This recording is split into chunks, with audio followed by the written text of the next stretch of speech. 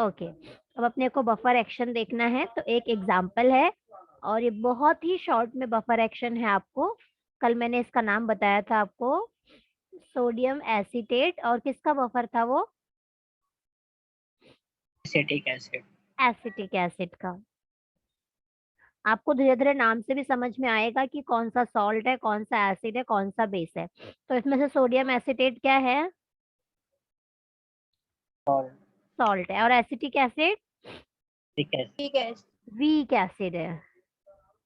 तो इसमें से आप मुझे बताओ कौन सा कंप्लीटली डिसोसिएट होगा, कौन सा डिसोसिएट नहीं होगा। डायरेक्ट ये बात होगी, बोलो कौन सा डिसोसिएट होगा, कौन सा नहीं होगा। सॉल्ट कंप्लीटली होगा और फिर वीक एसिड कंप्लीटली और पार्शियली।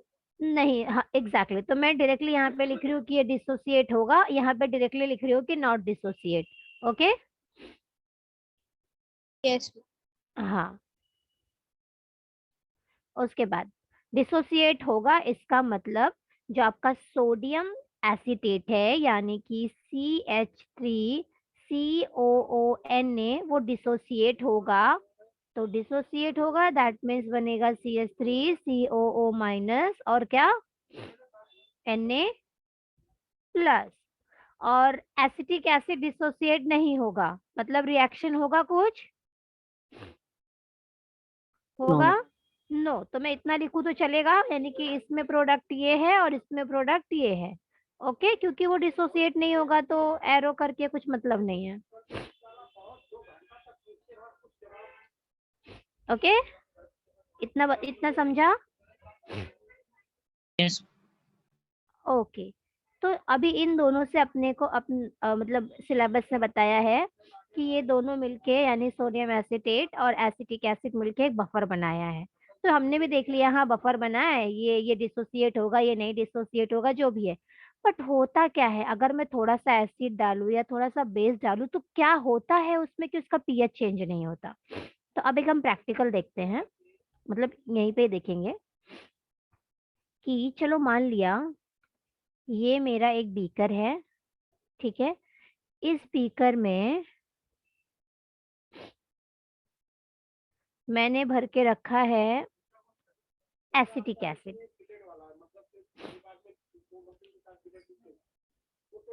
That is CH3COOH। और मान लेते हैं इसका पीएच कितना है, कितना होगा अप्रोक्स, कुछ ऐसा ही होगा 4.45 के आसपास। यस ना, वीक यस। एसिड का पीएच ऐसा ही कुछ रहता है। ओके, अब अगर मैं इसमें कुछ दूसरा स्ट्रॉन्ग एसिड ऐड करूंगी तो पीएच क्या होगा? अगर स्ट्रॉन्ग एसिड ऐड किया तो पीएच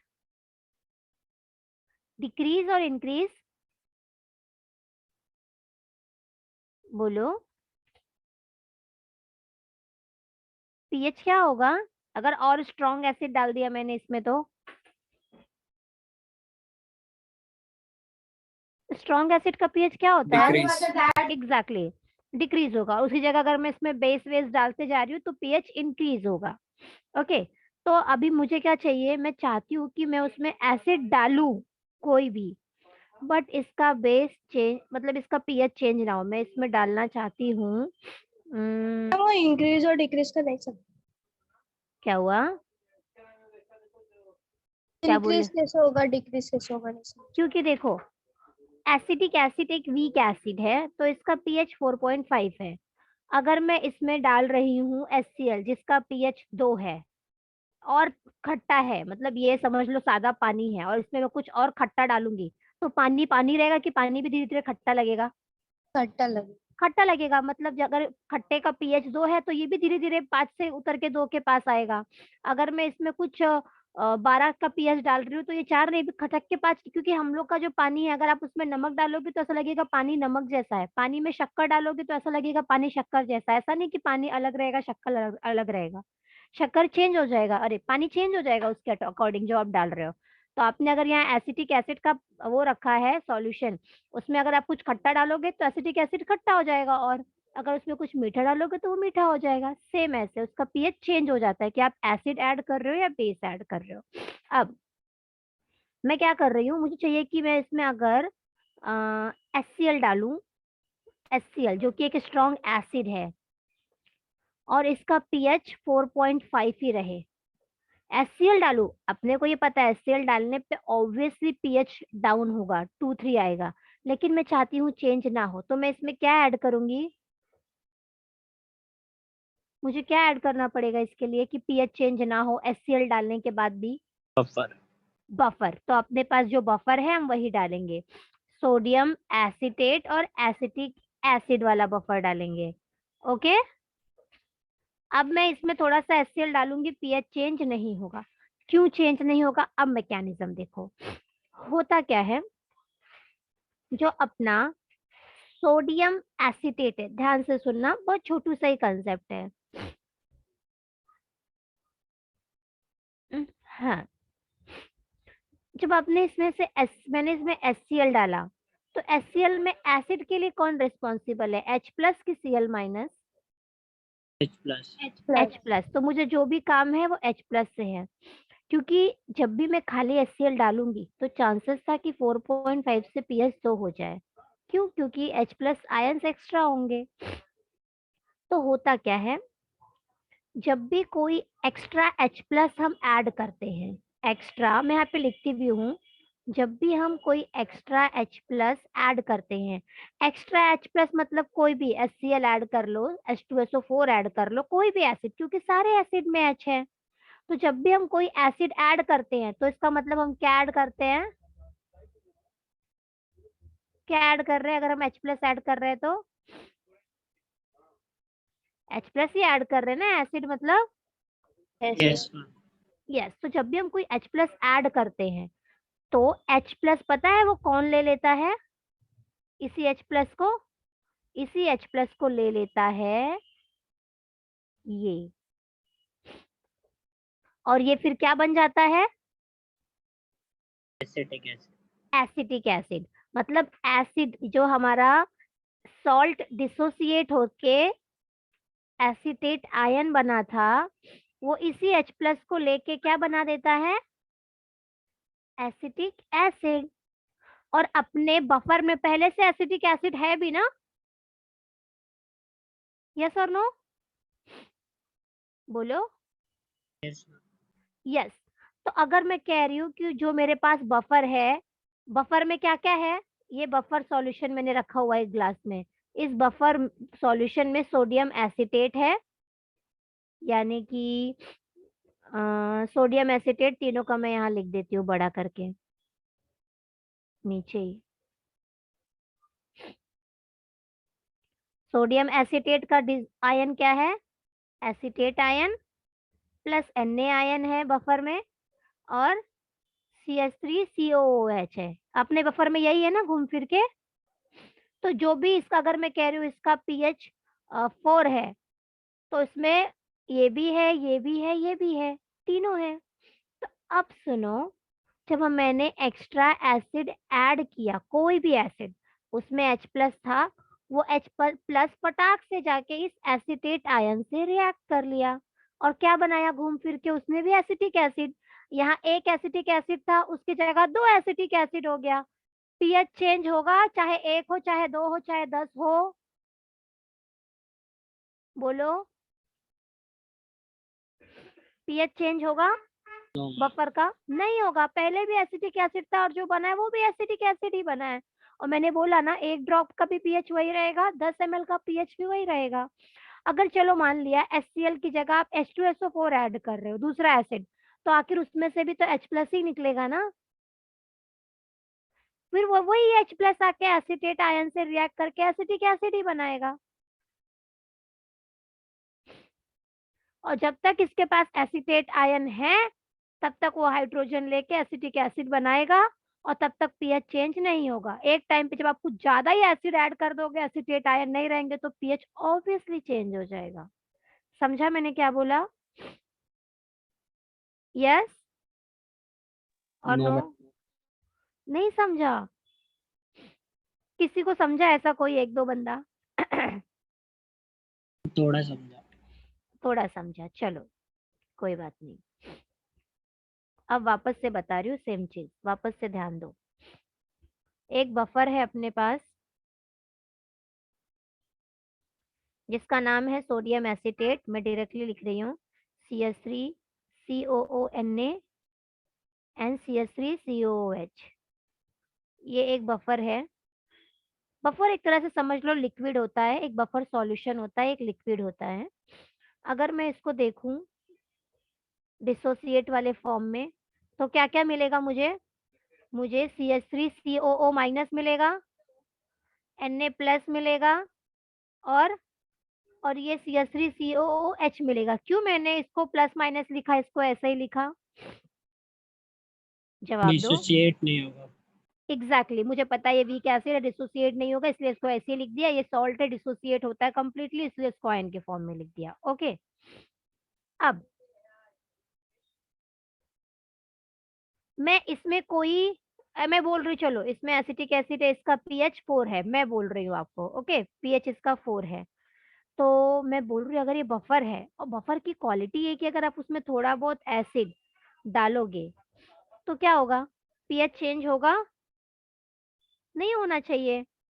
तो अगर मैं मान लो इसमें डाल रही हूँ HCl, तो उसका जो H प्लस है वो क्या करेगा, इधर आके इसके साथ रिएक्ट करके क्या बनाएगा? वो एसिडिक एसिड।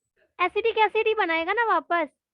तो मैंने बोला जब एसिटिक एसिड का pH 4 है तो ये भी तो एसिटिक एसिड ही बना ना, तो pH तो 4 ही रहने वाला है ना, कि चेंज हो जाएगा? बना तो एसिटिक एसिड। चाहे 1 चम्मच एसिटिक एसिड का pH चेक करोगे वही आएगा, 10 चम्मच का भी वही आएगा। pH फर्क पड़ता है क्वांटिटी के हिसाब से? नो। नहीं। अगर HCl की जगह आपने इसमें एक H2SO4 डाला होता तो आखिर H2SO4 दो H देता, तो दो एसिटेट आयन लग के दो एसिटिक एसिड बन जाता। बनता तो एसिटिक एसिड ना, तो pH 4 का 4 ही रहता। यस, समझ रहा है? Yes ma'am. Yes ma'am. Okay, तो अब क्या लिखो, अब पहले आप इतना लिखो फिर मैं बताती हूँ क्या लिखो। यहाँ तक लिखो, यहाँ तक लिखा सबने डिसोसिएट वाले पार्ट तक, यहाँ तक और यहाँ तक? No ma'am. इतना कॉपी करो, सिर्फ दिस अप टू दिस, यहाँ तक, और इसको यहाँ तक कॉपी करो। उतना कल हो गया था। अच्छा किया था। उसके बाद लिखो कि if we add strong acid, any strong acid, may be HCl हो सकता है, HNO3 हो सकता है, H2SO4 हो सकता है, तो सारे एसिड क्या कंटेन करते हैं? उसमें एसिडिटी के लिए रिस्पॉन्सिबल कौन होता है? H plus ion. तो जो भी एसिड्स हैं उसके H प्लस आयन जैसे सॉल्यूशन में आएंगे एसिडिटी बढ़ाने की कोशिश करेंगे, क्योंकि जितना H प्लस रहेगा उतना ज्यादा एसिड, लेकिन जो उसमें एसिटेट आयन बना है वो उसके साथ रिएक्ट करके एसिटिक एसिड बना देगा फटाक से। और एसिटिक एसिड पहले भी था तो pH 4 था, अभी भी बन गया तो भी pH 4 ही रहेगा, बराबर ना? यस और नो? यस। हाँ, और आपके टेक्स्ट बुक में पता है क्या लिखा है कि जब भी आप कोई एसिड ऐड करते हो बाहर से तो उसका H plus ion reacts with conjugate base of salt। अब कॉन्जुगेट बेस ऑफ सॉल्ट क्या बोल दिया है, वो तो अपने को दिख रहा है ना, एसिटेट आयन के साथ रिएक्ट किया है, इसी को कॉन्जुगेट बेस बोले होंगे शायद, बराबर ना? तो देख लेते हैं, यहाँ पे देखो ये एसिड है, एसिड सॉल्ट है, ये ऊपर जो है sodium acetate. Yes. Yes ma'am. तो जब कोई आयन अपना H प्लस खो देता है, अगर यहाँ पे H होता तो वो एसिड होता, और उसने अगर अपना H प्लस खो दिया है तो वो क्या बनता है, उसको क्या बोलते हैं? Conjugate conjugate base. बेस। इसके लिए आपके टेक्स्ट बुक में बोला गया है कि जब भी आप कोई एसिड ऐड करते हो तो उसका H प्लस कॉन्जुगेट बेस के साथ रिएक्ट करता है और pH मेंटेन रखता है, मतलब वही एसिटेट आयन। ओके, अब कोई भी एसिड ऐड करो, आखिर बनना तो एसिटिक एसिड ही है ना, कि और कुछ बन जाएगा? बनना वही है, कोई भी एसिड ऐड करो, बराबर कि नहीं? बोलो, कि कुछ और बन जाएगा? सवाल ही नहीं उठता। यस, बोलो, बनेगा यही ना? Yes ma'am. अच्छा, चलो अब सेकंड, अगर मैं इसी में कोई बेस ऐड करूं तो, यही मेरा बफर है, जिस बफर में ये आयंस हैं, एसीटेट आयन थे, Na प्लस, NaOH हो जाएगा। यहाँ वही सेम होगा, और CH3OH, ये एक वीक एसिड था तो मैंने डिसोसिएट नहीं किया। अब इसमें मैं कोई बेस ऐड कर रही हूँ, मतलब OH माइनस आयन ऐड कर रही हूँ, बराबर ना, H प्लस की जगह। Yes ma'am. तो अब वो क्या करेगा, वो रिएक्ट करेगा इसके साथ, एसिड एसीटेट आयन के साथ रिएक्ट किया, लेकिन जो OH है, OH मतलब बेस, और बेस ऑब्वियसली एसिड के साथ ही जाएगा, चाहे वो वीक हो चाहे वो स्ट्रांग हो, बराबर ना? Yes, H plus acetate ion के साथ रिएक्ट किया, Na के साथ नहीं, हाँ, और OH माइनस इसके साथ। अभी पता चलेगा क्यों, क्योंकि अगर NaOH बनता है तो क्या होगा, स्ट्रॉन्ग बेस बनेगा, पीएच चेंज हो जाएगा ना 4 से। Yes ma'am. हाँ, तो इस सिस्टम को ऐसे बनाया गया, जब भी उन लोग कोई बेस ऐड करते हैं, कोई भी बेस, तो वो रिएक्ट होता है इसके साथ। तो CH3COOH के साथ जब OH माइनस रिएक्ट करेगा तो क्या बनेगा, H2O, एंड सेकेंड क्या बचा? Conjugate base. यस, तो ये नया बना, कुछ नया क्या है, ये तो पहले भी से अपने सॉल्यूशन में था ना, जो था वही तो बना, तो पीएच चेंज होगा। No ma'am. समझा? वापस से बता रही हूँ, यही सबसे इम्पोर्टेंट है कि अपने में अपने पास 3 चीज पहले से था, क्या क्या, CH3COO माइनस और Na प्लस, बराबर ना? Yes ma'am. जब मैंने इसमें एसिड यानी कि H प्लस डाला, तो वो इसके साथ रिएक्ट होके ये बनाया, और ये तो पहले से भी था, तो पीएच चेंज नहीं हुआ। जब मैंने OH डाला तो वो इसके साथ रिएक्ट होके ये बनाया, और ये तो पहले से भी था। समझा अभी? यस और नो? ये वाला नहीं सर, कौन सा वाला? बेस वाला। बेस वाला। देखो, जैसे H आपने ऐड किया तो वो एसीटेट आयन के साथ रिएक्ट करता है, ऐसे ध्यान रखो, जब आप बेस ऐड करते हो OH, तो वो एसिटिक एसिड के साथ रिएक्ट करेगा।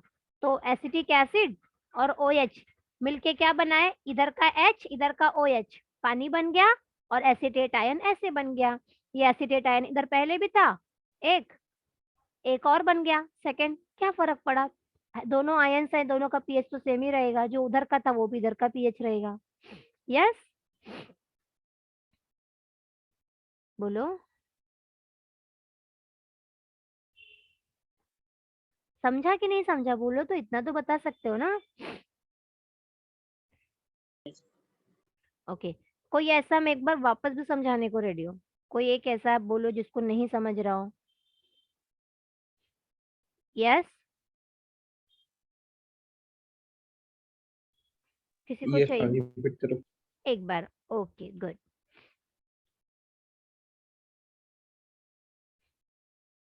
देखो, बफर, अब मुझे बफर का नाम आप बताओ, कौन कौन सा बफर, क्या नाम है बफर का, उस बफर का क्या नाम है? Sodium acetate and acidic acid. हाँ, दोनों साथ में, यहाँ अलग अलग नहीं है, वो बफर सोडियम एसीटेट और एसिटिक एसिड का बफर है, ठीक है? जब आपने इसको पानी में घोल दिया तो क्या क्या बनेगा, Na प्लस बनेगा, CH3COO माइनस बनेगा, और CH3COOH बनेगा, बराबर ना? बराबर, बफर। अगर मैं इसमें, और इसका पीएच मैं बोल रही हूँ पीएच 4 है, मैंने चेक कर लिया पेपर डाल के, उसमें तीनों आयंस अगर रहते हैं Na+CH3O माइनस, तो pH 4 आ रहा है। अगर कोई नया आयन आएगा तो हो सकता है pH चेंज हो, लेकिन अगर ये तीनों ही रहे तो pH यही रहेगा। चलो, अब मैं क्या कर रही हूँ, उसमें HCl ऐड कर रही हूँ। तो HCl में से क्या निकलता है, H+ की OH-, क्या निकलता है, H+ H+ निकलता है। तो H+ आके किससे रिएक्ट करेगा तीनों आयन में से, CH3OO। यस, H+ आयन हमेशा एसीटेट आयन के साथ रिएक्ट करेगा। एसीटेट आयन के साथ रिएक्ट करके क्या बनाएगा, हम देख लेते हैं कि H+ आयन प्लस CH3COO- के साथ रिएक्ट करके क्या बनाता है, CH3COOH। तो एक था, एक और बन जाएगा। pH चेंज होगा कि नहीं होगा, नो। नो, पहले भी एसिटिक एसिड था, एक और बन गया, नो फर्क। अब मैं OH ऐड करूंगी। OH किसके साथ रिएक्ट करेगा, क्या बताया Na। मैं, एसिटिक एसिड के साथ। तो OH प्लस एसिटिक एसिड क्या बनेगा, क्या बना,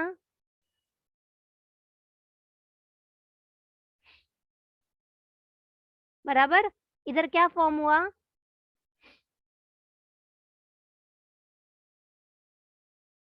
क्या बना ये इधर बेस के बाद, एसिटिक एसिड के acetate ion, acetate ion. Acetate ion. Acetate ion तो पहले भी था ना अपने बफर में,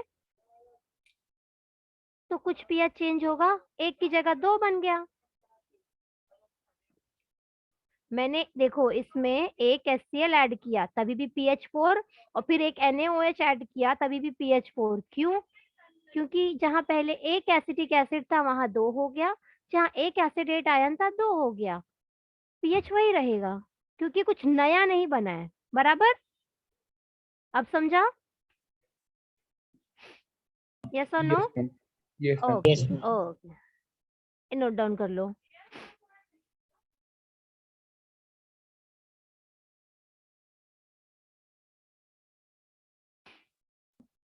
ओके, तो इसका कंक्लूजन यही है फिलहाल, फाइनल, कि बफर एक ऐसा मटेरियल, एक ऐसा सॉल्यूशन है कि अगर आप उसमें थोड़ा अमाउंट ऑफ बेस या थोड़ा अमाउंट ऑफ एसिड ऐड करते हो तो pH चेंज नहीं होगा।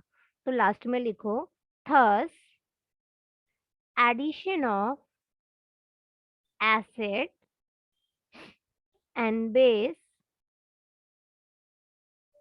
in small amount cannot change the pH of buffer.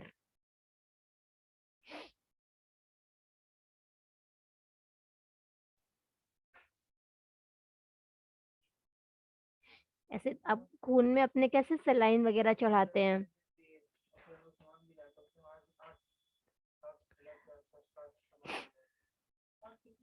तो Like बस statement repeat कर। अच्छा okay, thus addition of acid and base in a small amount cannot change pH of buffer। अगर आप थोड़ा अमाउंट ऑफ एसिड या base उसमें डाल रहे हो बफर में तो बफर का pH चेंज नहीं होगा, क्योंकि बफर को इस तरह से 2 3 4 चीज मिला के इस तरह से उसको बनाया ही गया है कि आप कुछ भी डालोगे, उसको थोड़ा बहुत डालोगे, फर्क नहीं पड़ेगा। Okay Yes, ma'am. Okay, next हम करेंगे properties of buffer solution.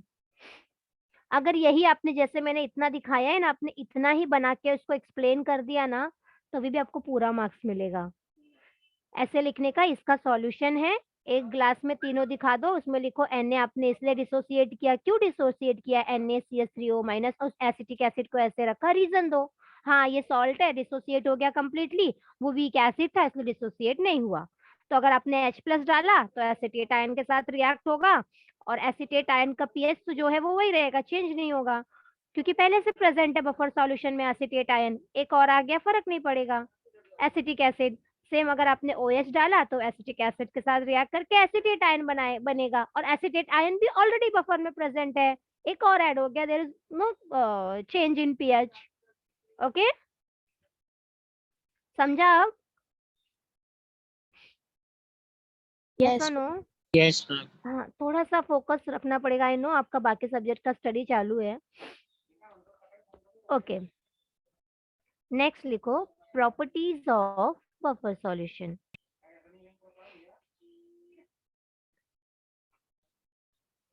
Properties of buffer solution already हम पढ़ चुके हैं। पहला लिखो सेम वही चीज कि जो अभी लिखा आपने कि addition of small amount of either acid or base can not change the pH of buffer.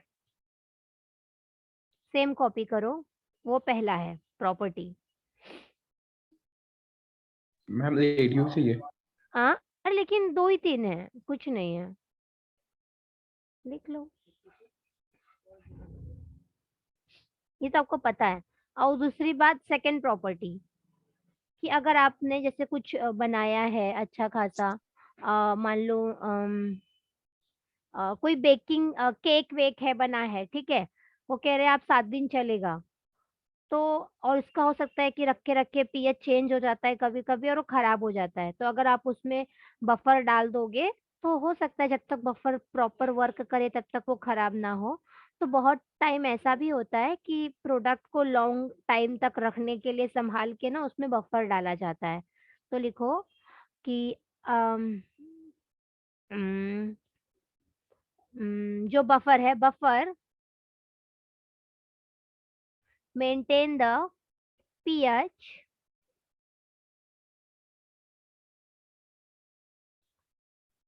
For long time. Third, buffer को आप कितना भी डाइल्यूट कर लो, उसमें कितना भी पानी डाल दो, उसका पीएच चेंज नहीं होता है, बिकॉज अपने को यहाँ दिख रहा है ना, जब आपने इसमें OH में OH मतलब बेस डाला और एसिटिक एसिड से वो रिएक्ट हुआ, तो एसिटेट आयन के साथ क्या बना यहाँ पर, क्या बना, बोलो क्या बना एसिटेट आयन के साथ, इधर क्या दिख रहा है आपको, Conjugate base. Water. वाटर दिख रहा है, वाटर। तो इसका मतलब इसमें वाटर भी आएगा ना, और वाटर के साथ हो सकता है अपना क्वेश्चन हो कि वाटर की वजह से शायद पीएच चेंज हो। तो यहाँ पे ये चीज क्लियर हो रही है कि अगर बफर को आप डाइल्यूट करते हो तो उसका पीएच चेंज नहीं होता, ये बफर की क्वालिटी है, प्रॉपर्टी है। Okay, on dilution pH should not change. Okay, हम सेकंड वाला पॉइंट एक बार बात। हाँ, क्या बोला था मैंने, बफर मेंटेन क्या गया बोला? Buffer should maintain pH for a long time, long time तक पीएच उसको मेंटेन करके रखना पड़ता है। Ma'am third one third one, on dilution pH should not change. अगर यही एसिटेट और सोडियम एसिटेट और एसिटिक एसिड का बफर बनाया है, पीएच 4 है, अगर मैंने उसमें 10 ml पानी डाल दिया तभी भी पीएच 4 ही होना चाहिए, क्योंकि बफर की प्रॉपर्टी के अकॉर्डिंग पीएच चेंज नहीं होना चाहिए पानी डालने की वजह से। ओके,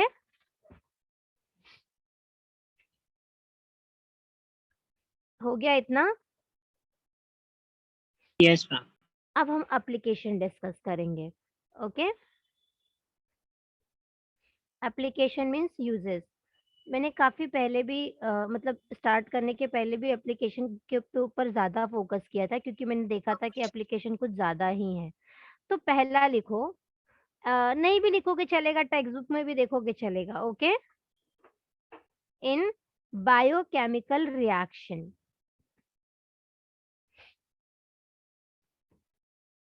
बायोकेमिकल मतलब कौन सा रिएक्शन होता है, बायोकेमिकल मतलब कौन से रिएक्शंस,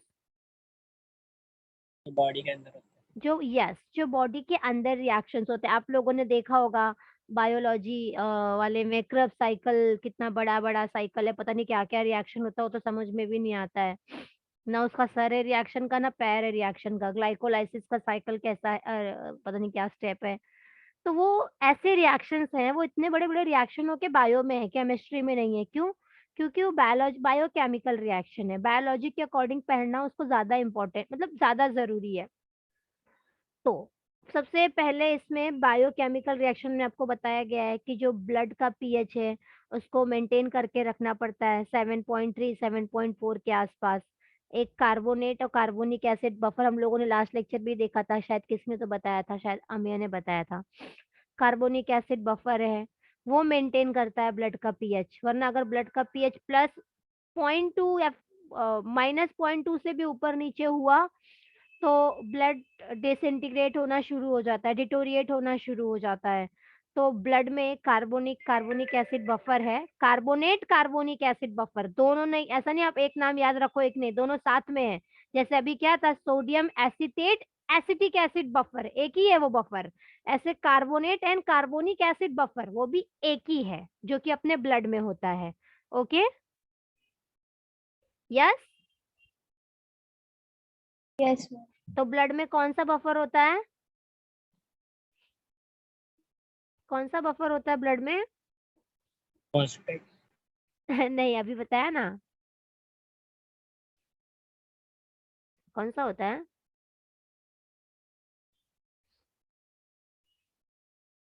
अपने ब्लड का पीएच 7.36 से लेके 7.4 के आसपास मेंटेन करना होता है, और इसको मेंटेन करने का काम करता है बफर, क्योंकि पीएच मेंटेन करने का काम बफर का ही है। उस बफर का नाम है कार्बोनेट कार्बोनिक एसिड बफर। अभी ऊपर हमने कौन सा बफर पढ़ा था? सोडियम एसिडेट और एसिडिक एसिड। यहाँ पे कार्बोनेट एंड कार्बोनिक एसिड का बफर है, जो हमारे ब्लड का पीएच इतना ही रखता है। अगर आपने चलो मान लिया एक इंजेक्शन मारा 7.6 का, मार दिया ब्लड में, चला गया, लेकिन अपने ब्लड में वो ऐसा नहीं कि 7.3 और 7.4 हमारे बॉडी का पीएच है, हमने 7.6 इंजेक्शन मार दिया तो हम मर जाएंगे, ऐसा नहीं है। अपने बॉडी में एक चीज है, एक अच्छी चीज है जो बहुत समझदार है, एक बफर है। वो बफर उसको आपस में समझ लेगी, भले हम समझ नहीं पाते लेकिन हमारा खून समझदार है। ओके, तो अगर ऊपर नीचे थोड़ा भी ऊपर नीचे एसिड बेस बैलेंस नहीं हो रहा है, कुछ हम ऐसा अपने डायरेक्टली ब्लड में लगा दे रहे हैं, तो हमारे पास बफर है, वो मैनेज कर लेता है। ओके, याद यस रहेगा बफर का नाम। यस। सेकंड, एग्रीकल्चर में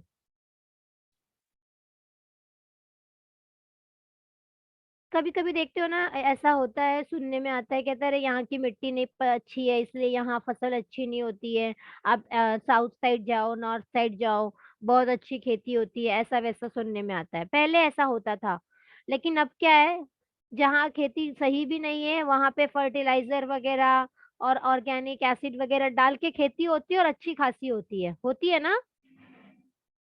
यस, बहुत सारे ये सब यूज करते हैं उन लोग, क्या कहते हैं, ऑर्गेनिक्स वगैरह दिखाता है ना टीवी में, यूरिया व्यूरिया खाद, सुना है कि नहीं सुना है? Yes ma'am.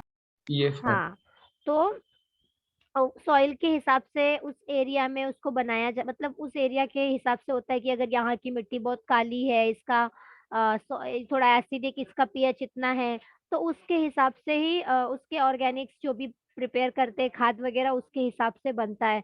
कभी कहाँ का कहीं कहीं तो पता है कौन सा, मैं भूल गई कौन सा फसल है, वो सिर्फ समुद्र और समुद्र के किनारे ही होता है। अम, है कोई तो फसल, अच्छा नाम है उसका, वो कौन सा, किसी ने बताया क्या? वो सिर्फ समुद्र के किनारे ही होता है। तो क्यों समुद्र के किनारे होता है, इवन नदी के किनारे भी नहीं, सिर्फ समुद्र के। वो ज्यादा सब जब उस पर स्टडी किया तो मालूम पड़ा कि उसको सॉल्टी सॉइल चाहिए होता है। तो वही सॉल्ट अगर मैं अपने यहाँ अपने खेत में डालूं तो वो वहां नहीं हो सकता क्या वो, कि नहीं होगा? होगा कि नहीं होगा? ऑब्वियसली होगा। तो उस हिसाब से अलग अलग सॉल्ट डाले जाते हैं, अलग अलग एसिड डाले जाते हैं, सब क्यों डालते हैं हम लोग? कि उस लेवल का पीएच आ जाए। तो इसमें लिखा है कि जो बनाया जाता है, जो एसिड्स वगैरह बनाते हैं, खाद वगैरह बनाए जाते हैं, उसका पीएच उस हिसाब से मेंटेन किया जाता है कि जो आपका ये हो, फसल हो एकदम, जैसे अ, अ, कोई मूंगफली है, उसको कहते हैं कि इस पर्टिकुलर पीएच पे सबसे ज्यादा होता है, 7 पे या 4 पे जो भी है। तो उस अगर आपको मूंगफली की फसल उगानी है तो आपको उस टाइप का खाद डालना है, उसका पीएच उतना होना चाहिए, तब आपकी मूंगफली की फसल अच्छी होगी। अब उसी खेत में आपको अगली बार धान उगाना है, धान के लिए कोई पीएच वीएच नहीं, नॉर्मल मिट्टी चाहिए, और उसका पीएच अगर इतना होगा तो इतना मतलब थोड़ा सॉल्टी रहे या थोड़ा सा एसिडिक रहे या बेसिक रहे तो ये अच्छा रहेगा। तो उन लोग उस टाइप का खाद लेके आते हैं। ऐसे अलग-अलग खाद भी होता है कि स्पेशल आपको गन्ने के लिए चाहिए तो ये लेके जाओ, ज़्यादा अच्छा खाद है, ऐसा भी होता है। तो ये सब क्यों है? क्योंकि आपने सबका सब एक्सपीरियंस किया है क्या? नहीं, हम लोग ने इसके लिए किया है, क्या कहते हैं हम, पीएच का, स्पेशली इंजेक्शंस के लिए। और देखो ना, गाँव जाओ तो इंजेक्शंस के लिए तो हम लोग को बफर था, क्योंकि इंजेक्शन हम बॉडी में इंजेक्ट करते हैं तो हम लोग बफर बनाते थे, फिर चेक करते थे। बफर खुद से भी बनता है। लैब में सबके देखो, आप लोग भी अपने लैब में जाओगे, पीएच 5 का बफर रेडीमेड रखा रहता है, पीएच 9 का रेडीमेड रखा रहता है बफर। बफर रेडीमेड रखा रहता है, कॉलेज में रहेगा। और जाओ ना, ऐसे अगर जाओगे गाँव में, अगर बोलोगे ना कि उसमें लिखा रहता है गन्ना, अगर आपको गन्ने की खेती करनी है तो ये वाला खाद बेस्ट रहता है गन्ने के लिए। क्यों? क्योंकि गन्ने को जो पीएच चाहिए होता है, जो क्या कहते हैं, न्यूट्रिएंट चाहिए होता है, उन लोग एक्स्ट्रा उसी खाद में डालते हैं, तो जो गन्ने के लिए बेस्ट होता है, ऐसा होता है। ये सब देखा ही नहीं है मैम। नहीं देखा है? देखा नहीं है बीज भंडार गृह होता है? No ma'am. किसी ने नहीं देखा बीज मैम ये भंडार ऊपर गृह? भी पहली बार सुन रहे। अरे सीड्स लेके आते हैं ना किसान लोग, सीड कहाँ से लेके आते हैं? पता नहीं। पता नहीं नहीं पर अच्छा, अरे रहता है, अभी गाँव जाओगे ना, जो रेलवे स्टेशन के अगल-बगल मंडी लगती है ना, सब्जी मंडी वगैरह, वहाँ देखोगे दुकान लिखा रहता है बीज भंडार गृह, सब सब सामान, सब हम फसलों। पहली बार सुना। अरे पूछो हाँ अपने घर वालों से, वो भी प्रॉपर गाँव, क्योंकि मैंने यहाँ तो देखा नहीं है, गाँव में ही देखा है। बोर्ड लगा रहता है बीज भंडार गृह, हमारे यहाँ सभी फसलों के बीज उपलब्ध हैं। सभी उर्वरक, खाद को उर्वरक बोलते हैं गाँव में मेरे, तो उर्वरक भी सभी फसलों के लिए उपलब्ध है। लिखा रहता है बहुत जगह, गाँव में तो अक्सर जगह-जगह जहाँ मंडी लगती है वहाँ लिखा रहता है।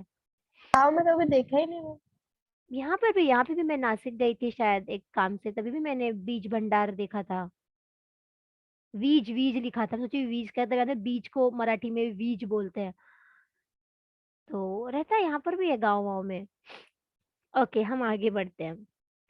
तो जस्ट सॉइल को उस लेवल, क्योंकि आप सब इतने सारे अनाज है, सबका अलग अलग पीएच लगता है, तो उसके हिसाब से उस अलग अलग खाद बनाते हैं, तो उसके हिसाब से पीएच भी अलग अलग रखा जाता है। ओके, ऐसा कुछ जरूरी नहीं है आपको, बट सुन के रखो, समझ के रखो, तो मालूम पड़ेगा ना पीएच क्या है। थर्ड, इंडस्ट्री में अभी देखो, हर चीज बनाना पीएच, मतलब पता है क्या है, हम लोग का ऐसा था, पीएच का इतना ज्यादा ध्यान रखना, लैब में एक रिएक्शन किए तो हम लोग सीधे पीएच चेक करने के लिए लिटमस पेपर के लिए ही भागते थे। और अब भी देखो, आपने भी 9th-10th में ही पीएच के बारे में पढ़ लिया था, भले आपको नहीं समझ में आता, लेकिन इतना समझता था पीएच रेड, ब्लू से रेड हुआ तो एसिडिक, और ब्लू हुआ तो बेसिक, ये आपने पहले ही पढ़ा है ना? यस और नो? Yes ma'am. ये सोचो 7वीं 8वीं में ही पढ़ा दिया जाता है, क्यों? क्योंकि जब आप इसमें आओगे ना डिग्री में, एक रिएक्शन करोगे उसका पीएच चेक करने का रहता है, एक रिएक्शन करोगे।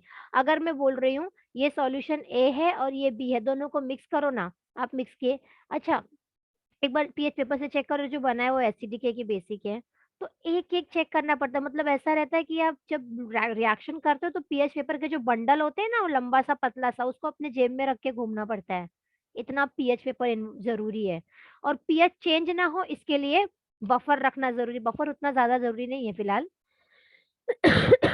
ग्रेजुएशन के हिसाब से, लेकिन पीएच तो जगह जगह पे चेक करना है। कोई भी चीज बना रहे हो, अगर पेंट बना रहे हो वो वॉल का पेंटिंग है, उन लोग भी देखो, जो एक्सपर्ट आते हैं, उन लोग भी कोई तो पेपर लेके आते हैं, वो चेक करते हैं। अगर पीएच प्रॉपर नहीं है पेंटिंग करते टाइम, तो पता है क्या होता है, 3 साल के बाद उसके से बुरबुरी गिर जाती है, क्या बोलते हो आप लोग, पेंट निकलने लग जाता है, छूट जाता है, क्या पपड़ी लेके निकलती है, क्या बोलते हो उसको, पपड़ी? Yes ma'am. हाँ, पीएच, पीएच अगर प्रॉपर सब कुछ नहीं है, प्रॉपर पेंट भी, अगर दीवार की कंडीशन नहीं ठीक है तो भी ठीक है, पपड़ी लेके निकलेगी वो अलग बात है, लेकिन आपका पेंट नहीं सही है, प्रॉपर पीएच मेंटेन नहीं है पेंट का भी, तो वो भी पपड़ी लेके निकलेगी। आपके इसमें मैं पढ़ा चुकी हूँ डिप्लोमा इंजीनियरिंग में, उसमें भी हम लोगों ने बहुत देर तक देखा था। स्पेशली मैंने इसमें आपके टेक्स्ट बुक में बहुत सारा लिखा है कि मैन्युफैक्चरिंग करना, पेपर का, डाई का, इंक का, पेंट का, ड्रग का, सबके लिए पीएच इंपॉर्टेंट है। लेकिन मुझे पेंट का इसके लिए अच्छे से याद है, क्योंकि अगर पेंट जब बनाया जाता है तो उसका पीएच अगर जरा सा अप डाउन हुआ तो या तो उसका शेड चेंज हो जाता है, या तो वो मतलब पील ऑफ बोलते हैं उसको, वॉल पील ऑफ हो जाते हैं, चमड़ी लेके निकलने लग जाती है। ओके, मे भी हो सकता है पेपर डाई इंक के लिए भी कुछ होता होगा पीएच का फैक्टर, मुझे उतना आइडिया नहीं है, बट स्पेशली हाँ। उसके अलावा ड्रग भी दिया है, ड्रग मतलब मेडिसिन के लिए, तो मेडिसिन के लिए ऑब्वियसली पीएच बहुत ज्यादा इंपॉर्टेंट है। एक मैं छोटू सा एग्जांपल आपको मैंने इंजेक्शन का दिया ही है, एक और दे सकती हूँ कि अगर आपको पता है आपके स्टमक में एसिड है जिसका पीएच 2 के आसपास है। ओके, तो अम, आपको ऐसा टैबलेट बनाना पड़ेगा जो उस पीएच पे डिसॉल्व हो जाए। अगर उस पीएच पे डिसॉल्व नहीं हुआ तो आपकी बॉडी उसको एब्जॉर्ब, क्योंकि आप खाना क्या करते हो, चबा के खाते हो, चबा के पूरा तोड़ ताड़ के पेट में भेजते हो, और दवाई क्या करते हो, चबा के भेजते हो कि खल्ला ही निगल लेते हो, क्या करते हो कि चबाते हो, बोलो दवाई ऐसे बातें निगल नहीं है मैम। निगल लेते हो ना पानी के साथ।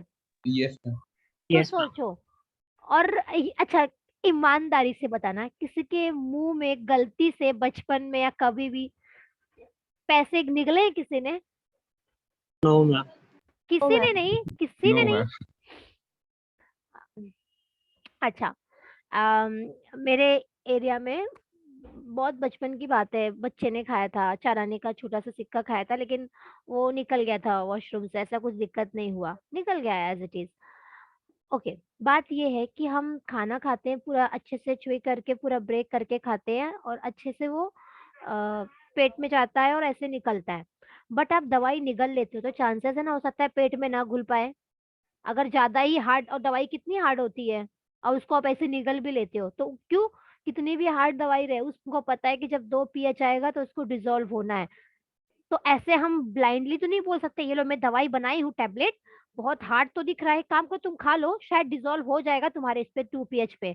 नहीं, हेल्थ की बात है, तुम बाहर 2 पीएच का सॉल्यूशन लगाओ, उसमें टैबलेट दिखाओ घुल रहा है कि नहीं घुल रहा है, जब 2 पीएच पे पीएच मेंटेन करके 2 मोलाल एचसीएल जो भी बनाना है बनाओ, उसमें वो टैबलेट घुल रहा होगा, तब मैं मानूंगी ना मेरे पेट में घुल रहा है, कि मैं डायरेक्टली खा लूं पहले एक्सपेरिमेंट में ही, नहीं ना।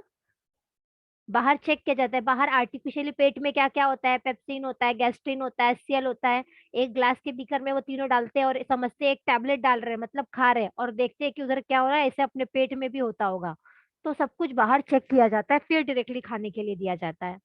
ओके, पीएच बहुत इंपॉर्टेंट फैक्टर है, आपको पता है स्टमक का पीएच 2 है, और इंटेस्टाइन का पीएच आता तो कुछ 6.5 7 7.5 है, और लार्ज इंटेस्टाइन का कुछ 7.5 के ऊपर है। मैम हाँ वो कैप्सूल जो देते हैं ना उसके वो जो सराउंड क्या रहता है पूरा प्लास्टिक रहता है, हाँ, वो अफेक्ट नहीं करता, वो अफेक्ट नहीं करता बॉडी को। नहीं, वो तो जिलेटिन रहता है, वो तो पूरा हाई टेम्परेचर पे पूरा, इसको तो हाथ जैसे हाथ पे पकड़ोगे वैसे चिपचिपा हो जाता है, वो तुरंत डिजोल्व हो जाता है वो, ऐसा। कोई चिपचिपा नहीं रहता है ना। नहीं नहीं नहीं, चिपचिपा नहीं रहता, मतलब बहुत देर तक पकड़े रहो चिपचिपा हो जाएगा, वो जरा सा उसको हाई टेम्परेचर, अपने बॉडी का टेम्परेचर पता है ना अंदर ज्यादा है, यस मैम। हाँ वो हाई टेम्परेचर पे मेल्ट होने लग जाता है, और अभी आप मुट्ठी में उसको बहुत देर तक पकड़ के रखो गर्मी से, वो हाथ में एकदम से चिपचिपा जाएगा, वैसे नहीं चिपचिपा रहता रूम टेम्परेचर पे, हाथ पे पकड़ो कस के। वो ऐसी दवाइयों के लिए कैप्सूल करना पड़ता है जो टैबलेट फॉर्म में नहीं बन पाते, तो आप उसको खाली पाउडर फाकोगे तो फाक भी नहीं पाओगे, इसलिए उसको एक शेल में क्लोज करके दिया जाता है, और जैसे आप पेट में जाएगा 2 पीएच पर वो पिघल भी जाता है, और वैसे पहले वो इतना हीट रहता है उतने बॉडी की हीट से ही पिघल जाता है वो। ओके, आगे बढ़े। हाँ, इंडस्ट्री में यूज है, मेडिसिन में यूज है, जो भी है बफर का, ऐसा कुछ 2 3 3 4 पॉइंट, खाली हेडिंग सबका याद रखना है, 1 2 पॉइंट, वैसे एप्लीकेशन 1 मार्क्स के लिए पूछेंगे, 2 मार्क्स के लिए, वैसे चांसेस कम है बट पूछ भी सकते हैं। ओके, अब आते हैं हम सॉल्युबिलिटी इक्विलिब्रिया पे।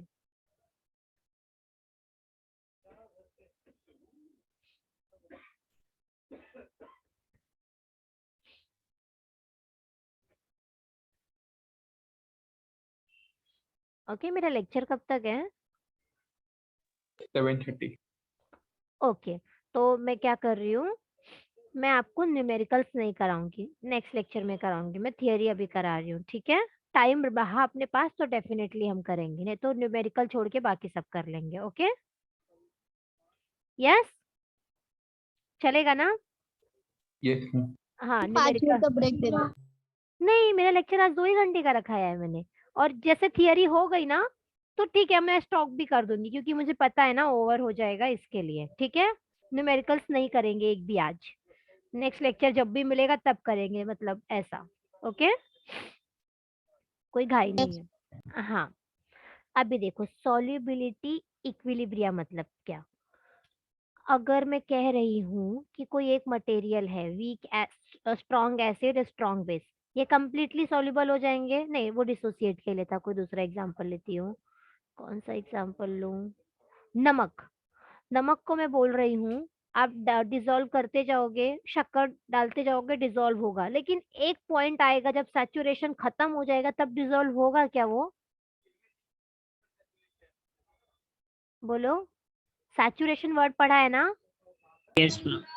यस, आप एक टाइम तक शक्कर डालोगे, डिसॉल्व होगा, डिसॉल्व होगा, डिसॉल्व होगा, लेकिन जब वो सैचुरेशन उसका खत्म हो जाएगा उसके बाद डिसॉल्व होगा शक्कर? No No. मैम। नहीं होगा ना? Yes, yes Yes, ma'am. Okay. और एक चीज और, तो इसमें सैचुरेशन वर्ड आपको पता है, सैचुरेशन और सुपर सैचुरेशन, इसके लिए मैंने ये पूछा। Very good. अब सेकंड पॉइंट मुझे ये बताना है आपको कि मैंने आपको कहा था ना कि जितने भी स्ट्रॉन्ग एसिड हैं, स्ट्रॉन्ग बेस है और सॉल्ट है, ये स्ट्रॉन्ग इलेक्ट्रोलाइट है कि वीक इलेक्ट्रोलाइट है? Strong electrolyte. और हाँ, यस, और जो वीक एसिड वीक बेस है वो वीक इलेक्ट्रोलाइट है। बट एक्सेप्शन साइंस का दूसरा नाम है। यहाँ पे एक सॉल्ट है, मैं आपको नाम बताऊंगी, वो साइंस का नहीं, केमिस्ट्री का दूसरा नाम है। नहीं, साइंस में भी, पूरे फिजिक्स, फिजिक्स में, सब में, फिजिक्स में नहीं है एक्सेप्शन, मैथ्स में है। नहीं है। हाँ, मैथ्स में नहीं है, साइंस मतलब ये भूल, मैं मैथ्स को नहीं इंक्लूड कर रही हूँ, मतलब फिजिक्स केमिस्ट्री बायो। ऐसा थोड़ी है, साइंस में सब है।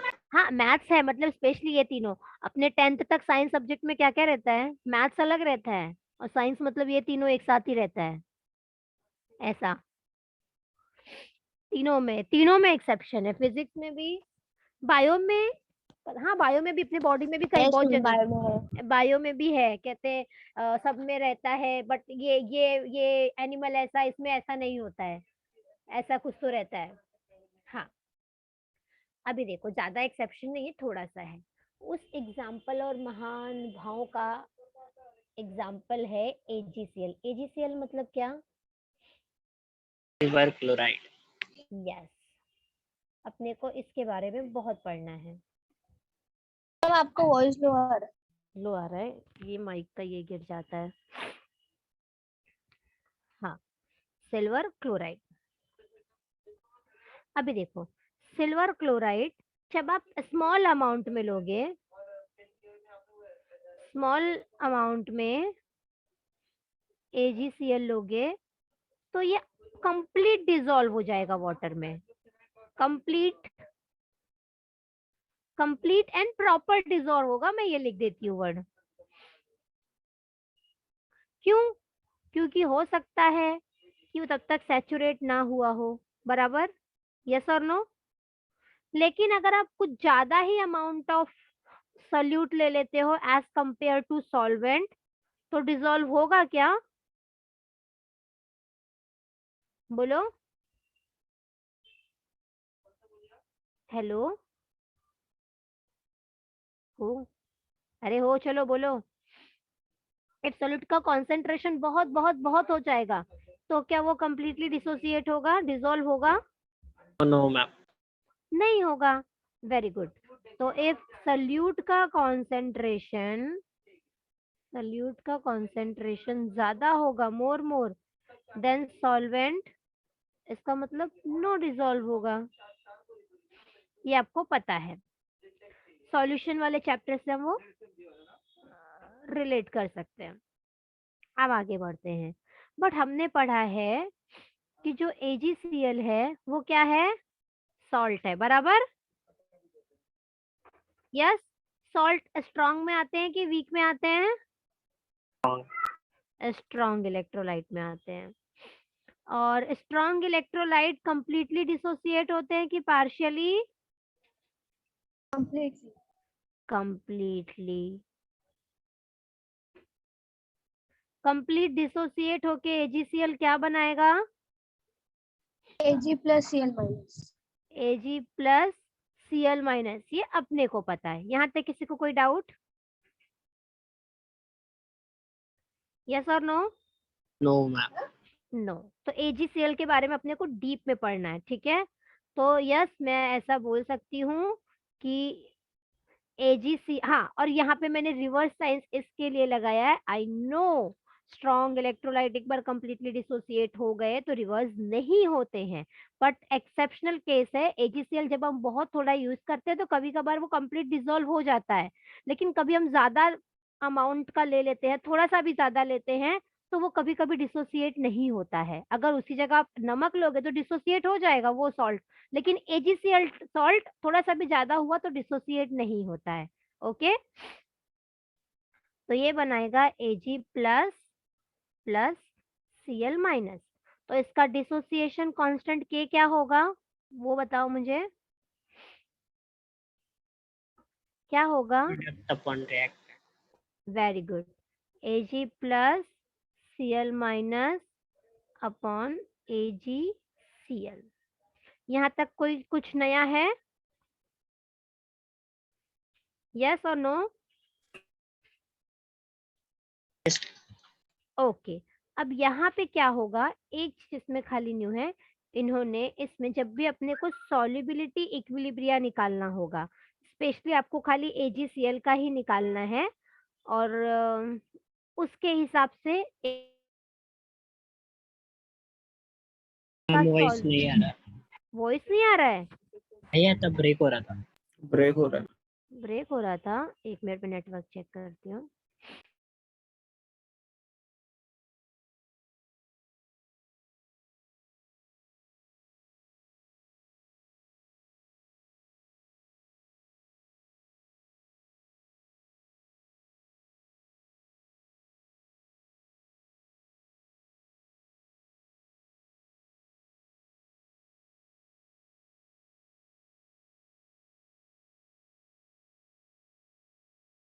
अब ठीक है वॉइस?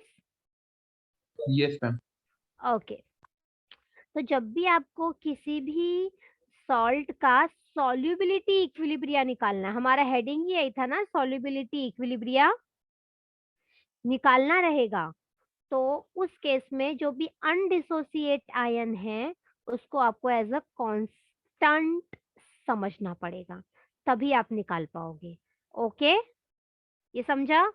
सॉल्युबिलिटी इक्विलिब्रिया करने के लिए क्या करना पड़ेगा, जो अनडिसोसिएट आयन है, अनडिसॉल्व AgCl है, उसको कांस्टेंट अज्यूम करना है। तो इसमें लिखो concentration of undissolved solid AgCl is constant. Okay, तो फिर अब क्या हो जाएगा कांस्टेंट, अभी यहाँ पे मैंने K यूज कर लिया, तो मैं यहाँ पे कांस्टेंट K डैश यूज करूं तो क्या होगा, आप बताओ क्या लिखूं मैं, K is equals to Ag plus Cl minus upon क्या होगा, AgCl concentration। खाली AgCl नहीं, AgCl को मैंने कांस्टेंट अज्यूम कर लिया ना, K डैश। अब समझा, मैंने लिखा ना concentration of undissolved AgCl is constant, तो मैं उसकी जगह constant लगा सकती हूँ ना? Yes ma'am. यस। तो अब क्या करूंगी, इस K डैश को भी ऊपर भेज दिया और ये पुराना वाला K और फिर बाकी सब यही। ठीक। जब प्लेन इक्विलिब्रियम कांस्टेंट K और रिएक्टेंट मतलब जो डिसॉल्व नहीं हुआ है उसका कॉन्सेंट्रेशन वाला, जब आप दोनों साथ में उसका प्रोडक्ट निकालते हो तो इसी को ही सॉल्युबिलिटी प्रोडक्ट बोलते हैं। दोनों को साथ में सॉल्युबिलिटी प्रोडक्ट। और आपको बहुत जगह इसकी वैल्यू निकालनी पड़ती है, कहेंगे सॉल्युबिलिटी प्रोडक्ट निकाल के बताओ, तो दोनों को साथ में एक नया K बोलेंगे और इसके नीचे आप SP लिखोगे।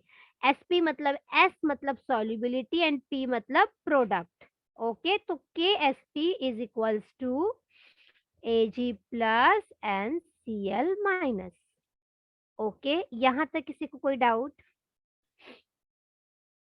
क्या किया है, नीचे वाला AgCl कांस्टेंट ले लिया है, दोनों कांस्टेंट साथ में सॉल्युबिलिटी प्रोडक्ट बोलते हैं। यहां तक कोई डाउट? बोलो। No ma'am. ओके,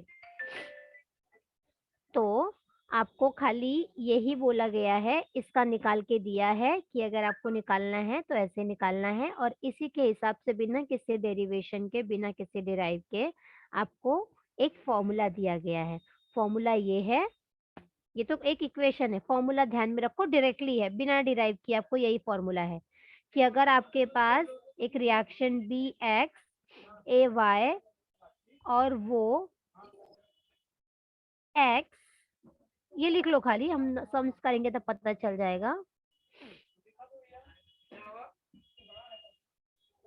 माइनस है, अगर ऐसा एक रिएक्शन है और आपको उसका KSP निकालना है तो आप क्या करोगे, कॉन्सेंट्रेशन ऑफ BY प्लस और ये जो X है ये किस पे आ जाएगा, ऊपर पावर पे आ जाएगा, और AX माइनस और जो ये Y है ये पावर पे आ जाएगा। ओके, ये लिख लो, ये बहुत इंपॉर्टेंट है। एंड KSP निकालने को आता है, सॉल्युबिलिटी प्रोडक्ट कोई भी रिएक्शन का।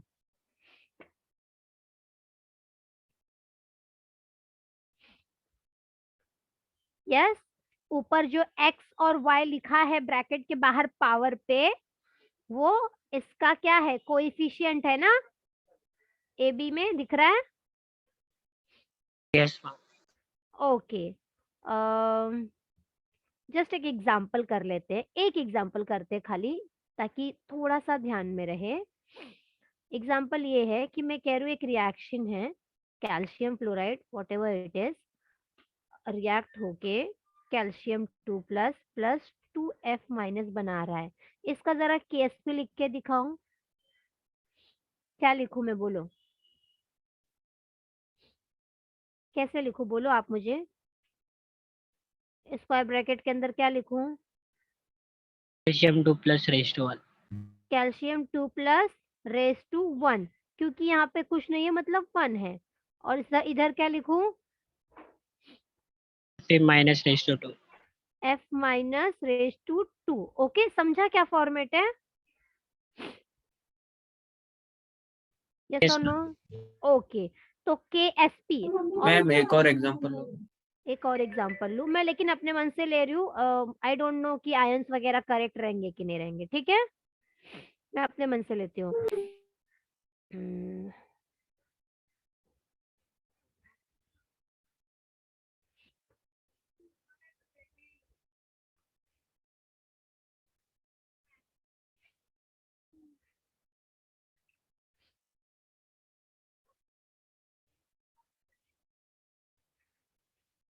हाँ, इसका मुझे KSP बताओ।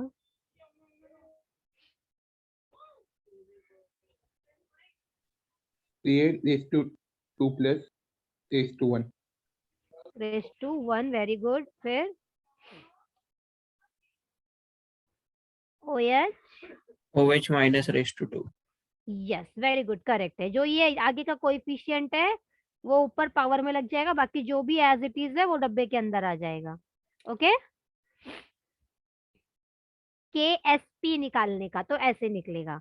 अगर आपको मैंने बोला है कि जो Ca2+ आयन का कॉन्सेंट्रेशन 15 है, OH माइनस आयन का कॉन्सेंट्रेशन 20 है, तो आप इसकी जगह 15 लिख दो, इसकी जगह 20 लिख दो, सॉल्व करके आंसर दे दो। बराबर, हम करेंगे वो बाद में जब भी करना रहेगा। समझा? यस और no? Yes ma'am. Okay, next, relationship between, ये भी इजी है, आगे सब इजी है। Relationship between solubility and solubility product, क्योंकि हमने यहाँ पे जो निकाला ये सॉल्युबिलिटी प्रोडक्ट है। जब हमको सॉल्युबिलिटी निकालने आता है तो हम सॉल्युबिलिटी प्रोडक्ट के पीछे क्यों पड़े हैं, क्या रिलेशन है, तो अब ये देखने के लिए अपने को देखना है relation between solubility and solubility product. कुछ बड़ी बात नहीं है सॉल्युबिलिटी प्रोडक्ट निकालना, बस जो नीचे वाला AgCl था उसको K बना के ऊपर भेज दिया और दोनों K के साथ में सॉल्युबिलिटी प्रोडक्ट हो गए। ओके, यस, यस और नो? आ रही है आवाज? यस। हाँ, तो इसमें देखो, पहले हम देखेंगे मोलार सॉल्युबिलिटी, क्योंकि अपने को इसमें निकालना है मोलार सॉल्युबिलिटी।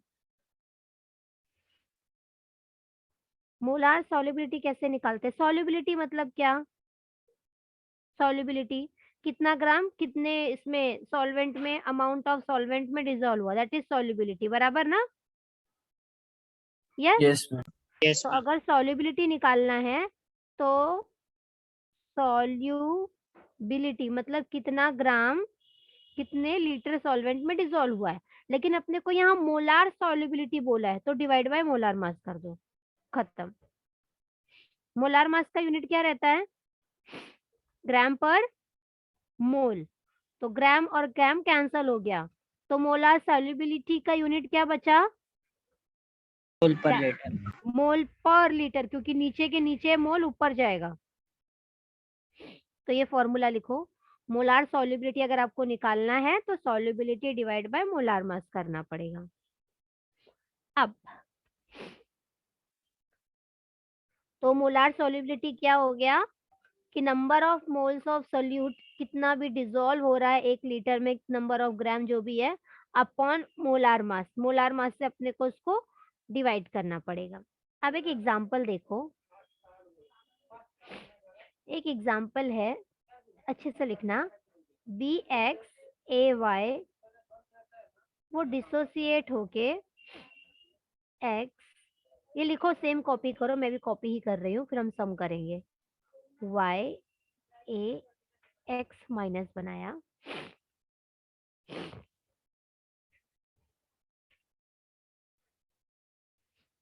और आपको अगर इसका KSP निकालना है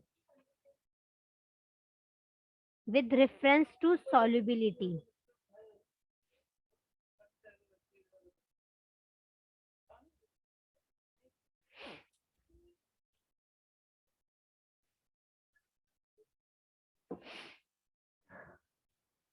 ओके, अगर इसका नॉर्मल KSP निकालना है तो कैसे निकालेंगे? जैसे ऊपर किया था वैसे करेंगे ना? क्या करेंगे? by प्लस और रेज टू x प्लस नहीं ax minus raise to. Okay, जैसे ऊपर किया था, स्क्वायर ब्रैकेट में BY प्लस और जो x है ऊपर भेज देंगे, फिर AX माइनस जो y है वो ऊपर भेज देंगे। बराबर? यस। बट यहाँ Yes, पे हम क्या कर रहे हैं? रिलेशनशिप निकाल रहे हैं between solubility and solubility product. तो ये अपना KSP मतलब सॉल्युबिलिटी प्रोडक्ट है, और यहाँ पे S मतलब सॉल्युबिलिटी है। ओके, तो फॉर्मूला इसका सिर्फ इतना रहेगा, x raise to x and y raise to y और x raise to s plus y। ये लिखो फॉर्मूला। अगर आपको सॉल्युबिलिटी और sp का रिलेशन निकालना रहेगा तो आपको ये फॉर्मूला यूज करना रहेगा KSP के लिए, और अगर आपको सॉल्युबिलिटी से कुछ मतलब नहीं दिया है तो आपको KSP का ये फॉर्मूला यूज करना रहेगा। ओके, समझा? यस और नो?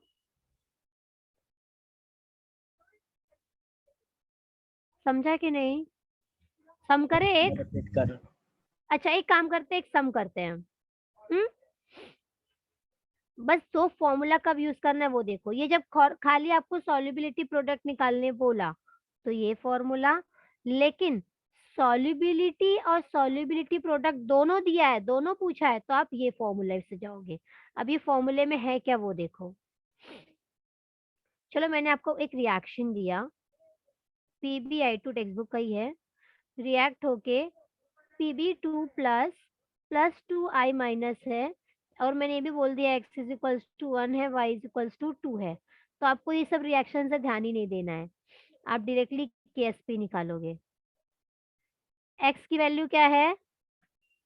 1, और ये जो x है ये भी वही x है, तो 1 रेज टू 1। y की वैल्यू क्या है?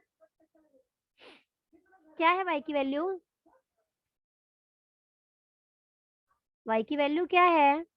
2 2 रेज टू फिर y, 2 रेज टू 2, और s के ऊपर x प्लस वाई है, मतलब 1 प्लस 2 है, तो इसको सॉल्व करो, कितना आएगा?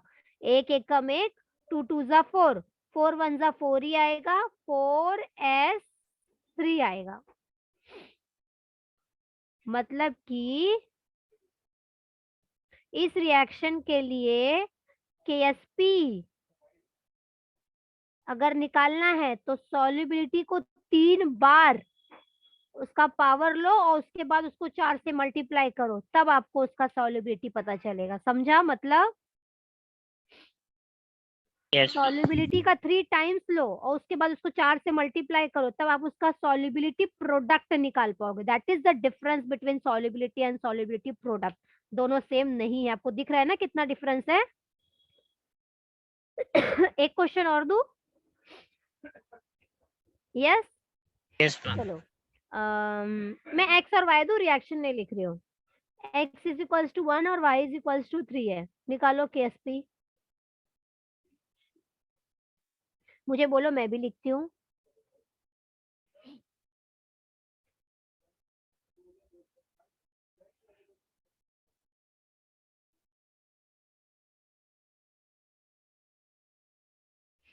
क्या रहेगा? 1 रेज टू 1, उसके बाद 27 और s रेज टू 4। 27 क्यों? अच्छा ओके, 3 रेज टू, हाँ sorry sorry sorry, 3 raise to 3 और s के पावर पे 1 प्लस 3 है ना?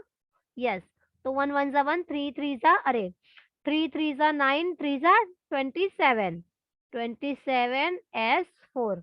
समझ रहे हो कितना डिफरेंस आ रहा है? यस और नो? समझा कि डिफरेंस क्या है सॉल्युबिलिटी एंड सॉल्युबिलिटी प्रोडक्ट में? मैम ऊपर वाले में ये x और y का वैल्यू पुट करना था ना, हाँ, खाली x और y का। तो फिर ये y जो है ना 2 है ना, y 2 है कहाँ ये? ये मतलब 3 जहाँ पे लिखा है ना आपने, 3 रेज टू हाँ, 3 और 2 आएगा, 2 रेज टू 3। नहीं नहीं डियर, जो भी है, अगर x 1 है तो ये भी 1 होगा, ये भी 1 होगा। y 3 है तो ये भी 3 होगा, ये भी 3 होगा, क्योंकि y रेज टू y है ना। अगर मैंने y 6 दिया होता तो ये भी 6 होता, ये भी 6 होता, because y raise to y है, that's why. Yes ma'am. Okay, ये सबको समझा? Yes, चीजें इजी हैं लेकिन चीजें बहुत हैं, समझेगा पर दिमाग में रुकना चाहिए। ओके,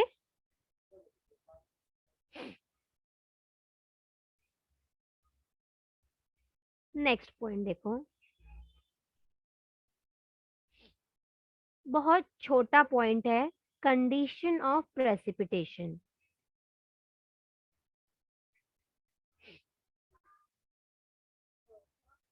प्रेसिपिटेशन देखा है कभी, और कभी पता है प्रेसिपिटेशन होता क्या है? यस और नो? क्या? एक्शन करते और फिर नीचे एक प्रेसिपिटेट फॉर्म। अच्छा, आपको पता है दूध है, दूध वो एक क्लियर लिक्विड है, क्लियर सॉल्यूशन है। ओके, आपका मिल्क एक क्लियर सॉल्यूशन है, उसमें आप कोई प्रेसिपिटेटिंग एजेंट ऐड करोगे, प्रेसिपिटेटिंग एजेंट, तो वो प्रेसिपिटेट हो जाएगा। ओके, लेकिन अब मैं आपको एग्जांपल दे रही हूँ।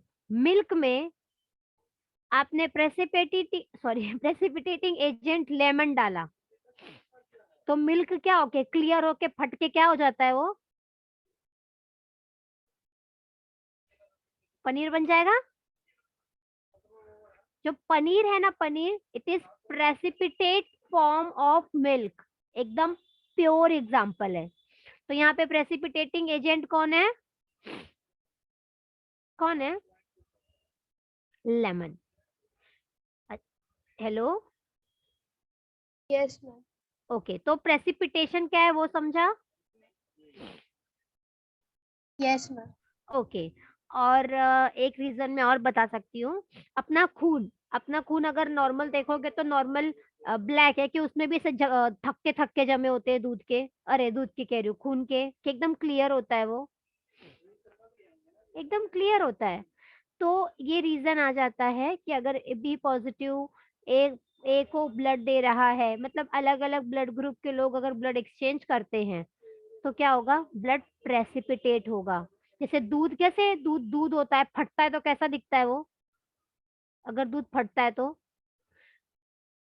ऐसे खून भी दो अलग अलग उसका खून मिक्स किया तो प्रेसिपिटेट हो जाता है। ऐसा लगता है ना कि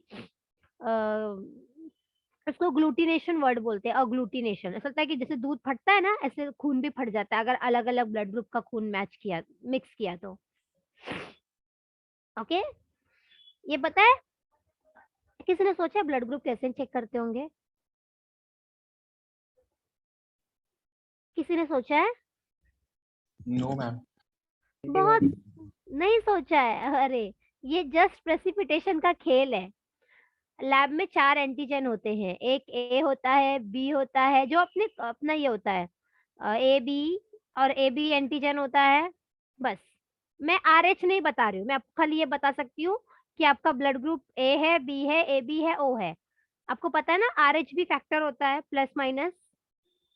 रेसिस यस, फैक्टर। रेसिस Yes, ma'am. फैक्टर। तो वो तो मुझे नहीं पता कैसे निकालते हैं, बट ये 4 सैंपल रहेगा, ठीक है? इसमें सॉल्यूशन लैब में भरा रहता है, इसको एंटीजन सॉल्यूशन बोलते हैं। मैंने अपना खून का ड्रॉप लिया, एक 4 जगह रख दिया, इस पे एक ड्रॉप डाला, ये एक ड्रॉप, ये डाला, एक ड्रॉप, ये डाला, एक ड्रॉप, ये डाला। अगर मेरा खून, मैं कह रही हूँ मुझे पता है ना, फिलहाल मेरा खून इज ए पॉजिटिव, ए है, तो मेरा खून तो चारों ए ही रहेगा ना, कि चेंज होगा? ए रहेगा। तो जब मैंने ए पे ए डाला, ए मेरा खून पहले से है, जब मैंने उसमें ए डाला तो खून खून था, फटने जैसा फटा नहीं, एक क्लियर सॉल्यूशन था। बी डालूंगी पूरा खून फट गया, ए बी डाला फट गया, ओ डाला फट गया। जैसे दूध का दही बन गया ना, ऐसे खून का दही बन गया। लेकिन जब मैं ए हूं और मैंने ए ही एंटीजन डाला तो दूध का दूध था। ये हम लोग लैब में फर्स्ट ईयर में आप करोगे, अगर आप मेडिकल में जाओगे, मे बी फार्मेसी और एमबीए बीएमएस जो भी। ओके, कोई बड़ी बात नहीं है, ये प्रेसिपिटेशन पे डिपेंड करता है, तुरंत मालूम पड़ता है कि अपना ब्लड ग्रुप कौन सा, अपने हाथ से चेक करोगे आप अपना ब्लड ग्रुप। ओके, तो अभी यहाँ पे अपने को प्रेसिपिटेशन का मतलब नहीं समझना है, अपने को यहाँ पे देखना है आयोनिक प्रोडक्ट के बारे में। हम आयोनिक प्रोडक्ट पढ़ेंगे, अभी तक हमने सॉल्युबिलिटी प्रोडक्ट पढ़ा, अब हम लोग आयोनिक प्रोडक्ट पढ़ेंगे। सॉल्युबिलिटी प्रोडक्ट पढ़ा कि नहीं पढ़ा? पढ़ा ना? केएसपी पढ़ा कि नहीं पढ़ा? क्या रहता है केएसपी? वही Ag plus Cl minus upon AgCl था, AgCl को K बना के उधर भेज दिया और दोनों K के साथ में मिलके KSP हो गए। बराबर ना? यस और नो? तो यहाँ पे जब मैंने KSP निकाला था तो क्या था फॉर्मूला? AG क्या था? चलो फॉर्मूला नहीं जरूरत है, फॉर्मूला नहीं देखते हैं।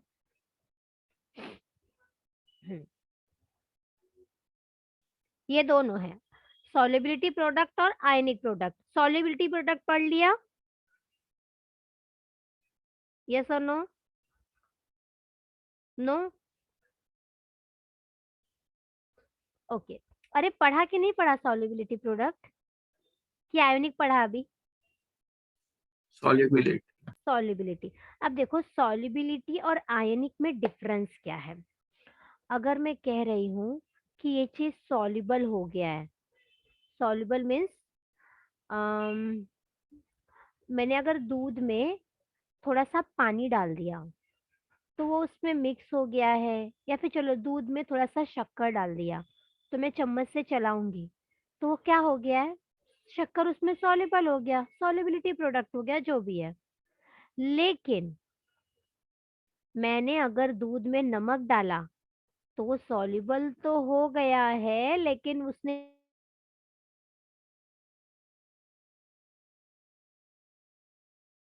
मैम वॉइस नहीं आ रहा।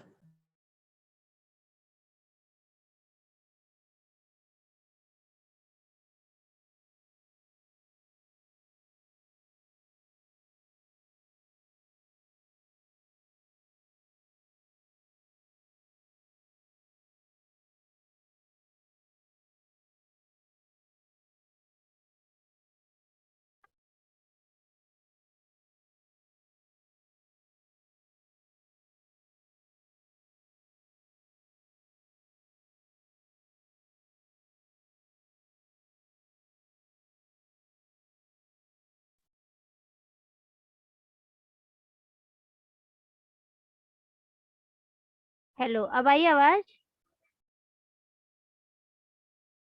No. हेलो, अब आ रही है? No ma'am. तो अब कैसे नो बोल रहे हो आ रही है ब्रेक तो? हो रही है। ब्रेक हो रही है? थोड़ा देर भजन करते हैं क्या?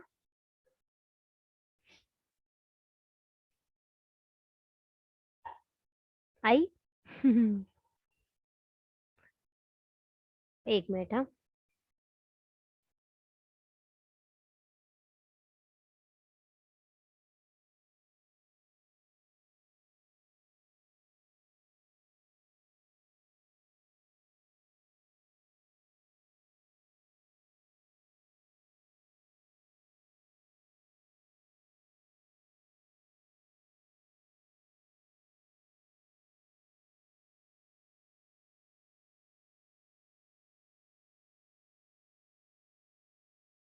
ओके अब आ रही है, मैंने डेटा स्विच किया।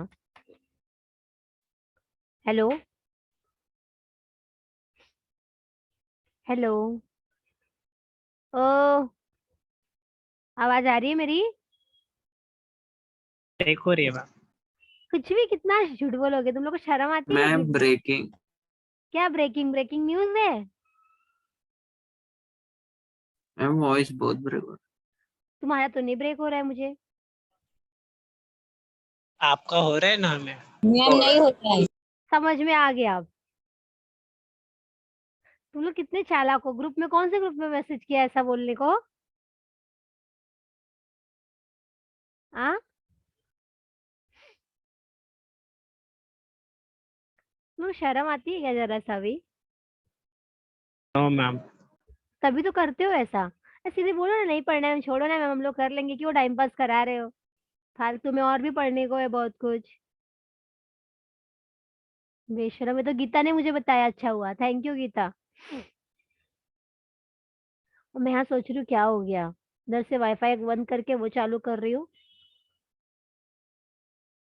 मैं अब क्लियर है। हाँ हाँ, अभी तुमको अच्छे से क्लियर आएगा। पेरेंट्स मीटिंग आ रही, रुको मैम को बोलती है पॉइंट नोट करने के लिए जरा। ओके, आयनिक प्रोडक्ट और सॉल्युबिलिटी प्रोडक्ट अपने को देखना है प्रेसिपिटेशन कब होगा, मतलब को क्या हुआ? नो बोल रहे ब्रेक हो रहा है। ब्रेक हो रहा है मैम। तुम अब तुम लोग की अगर बात सच भी हो तभी मुझे झूठ लगेगी।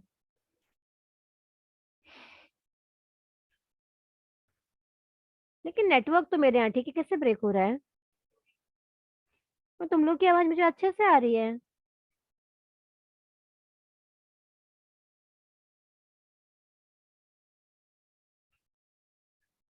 निखिल पे भरोसा कर सकते हो। नहीं, मुझे किसी पे तुम्हारे बैच में भरोसा नहीं है। यस निखिल,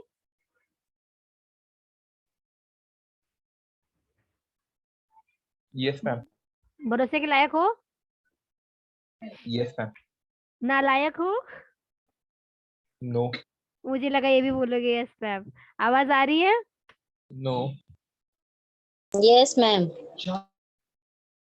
एक गीता पे मुझे खाली भरोसा है। प्रशांत बोल रहा है। आवाज आ रही है, तुम लोग क्या कर रहे हो? उल्लू बनाने का काम कर रहे हो खाली फोकट।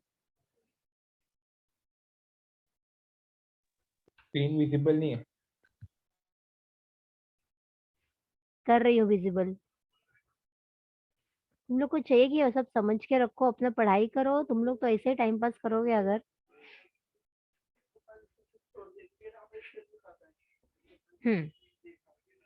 आयनिक प्रोडक्ट और सॉल्युबिलिटी प्रोडक्ट। आयनिक प्रोडक्ट मतलब आईपी उसका शॉर्ट फॉर्म हो गया, और सॉल्युबिलिटी को तो हम केएसपी बोलते ही हैं।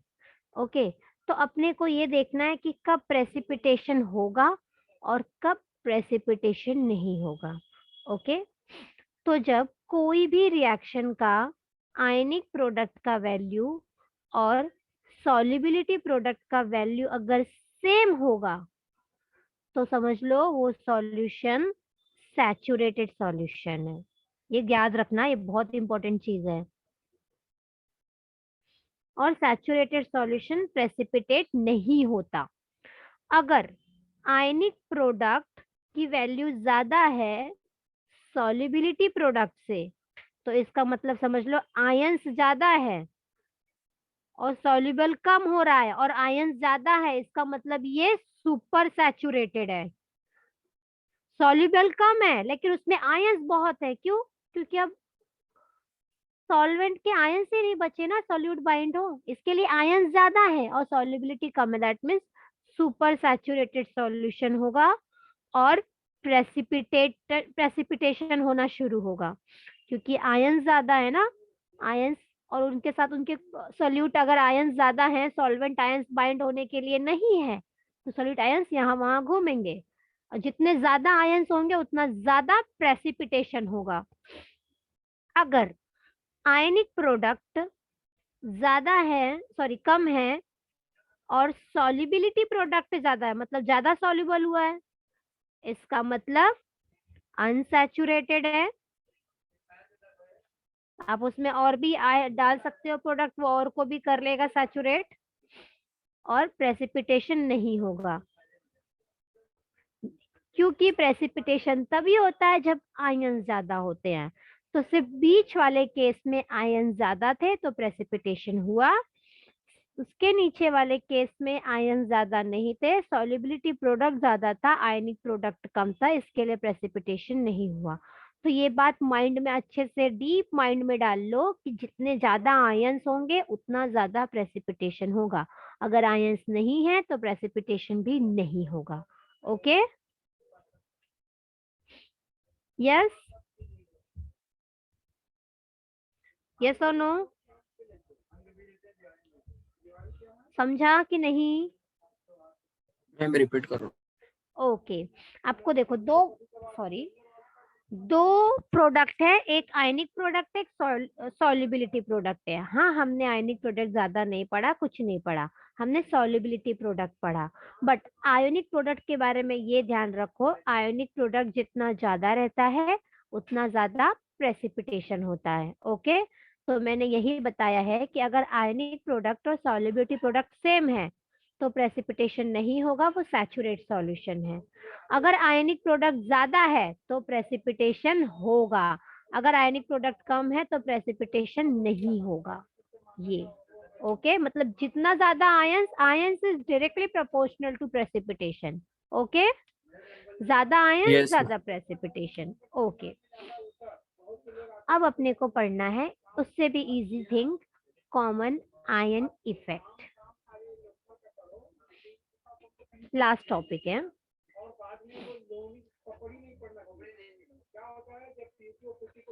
Common ion effect.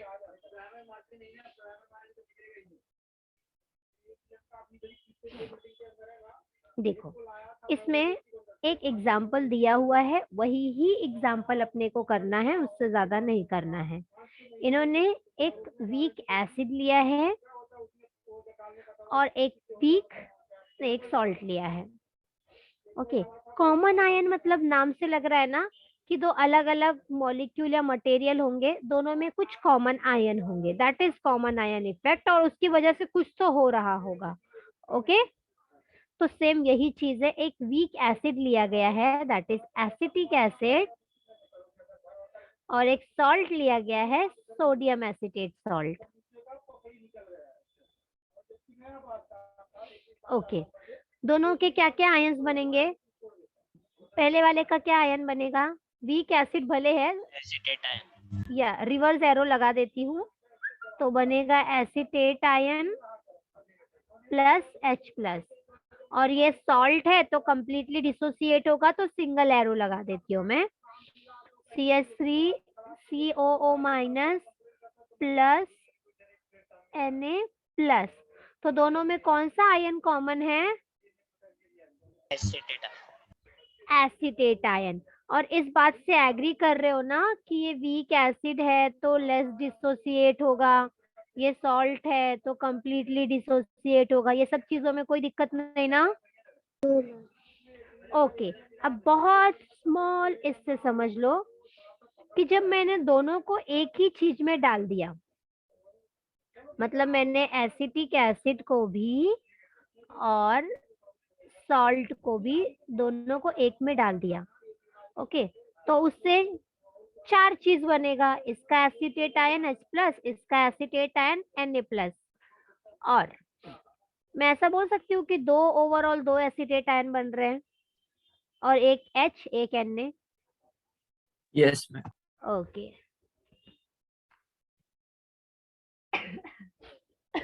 सॉरी।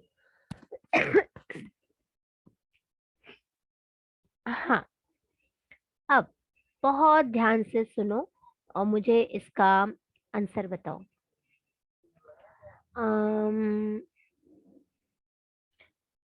आप मुझे ये बताओ कि इसमें H प्लस है, Na प्लस है, मान लिया, CH3 COO माइनस है, CH3 COO माइनस वापस है, और आप बहुत दिमाग लगा के बताओ मुझे कि ये दोनों एसिटेट आयन में से ज्यादा एसिटेट आयन कौन बनाएगा, एसिटिक एसिड की सॉल्ट? बहुत सोच समझ के।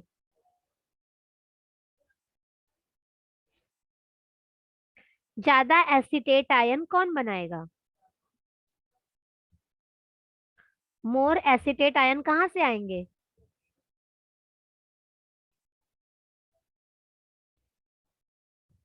कम्स फ्रॉम, सॉल्ट के साइड से आएगा। क्यों सॉल्ट के साइड से आएगा? Completely dissociate. कंप्लीट डिसोसिएट हुआ, वेरी गुड, सॉल्ट के साइड से आएगा, वेरी गुड वेरी गुड। बाकी लोगों ने जवाब नहीं दिया कुछ, सॉल्ट के साथ आएगा, तो मतलब सॉल्ट से जो डिसोसिएट होके एसिटेट आयन बना है वो ज्यादा होगा as compare to acetic acid. Okay, yes, yes. आप इसका एक्सप्लेनेशन दे सकते हो ना, because salt is a strong electrolyte, completely dissociate होगा, और हो सकता है वीक एसिड से अगर जो बन रहा है वो वापस से रिवर्स होके एसिटिक एसिड बन जाए, भरोसा नहीं है, लेकिन सॉल्ट का पूरा भरोसा है।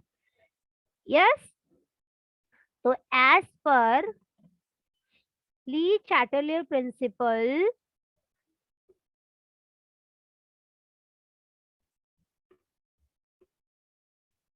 खाली वो ध्यान रखना कि सॉल्ट से क्यों, ओके।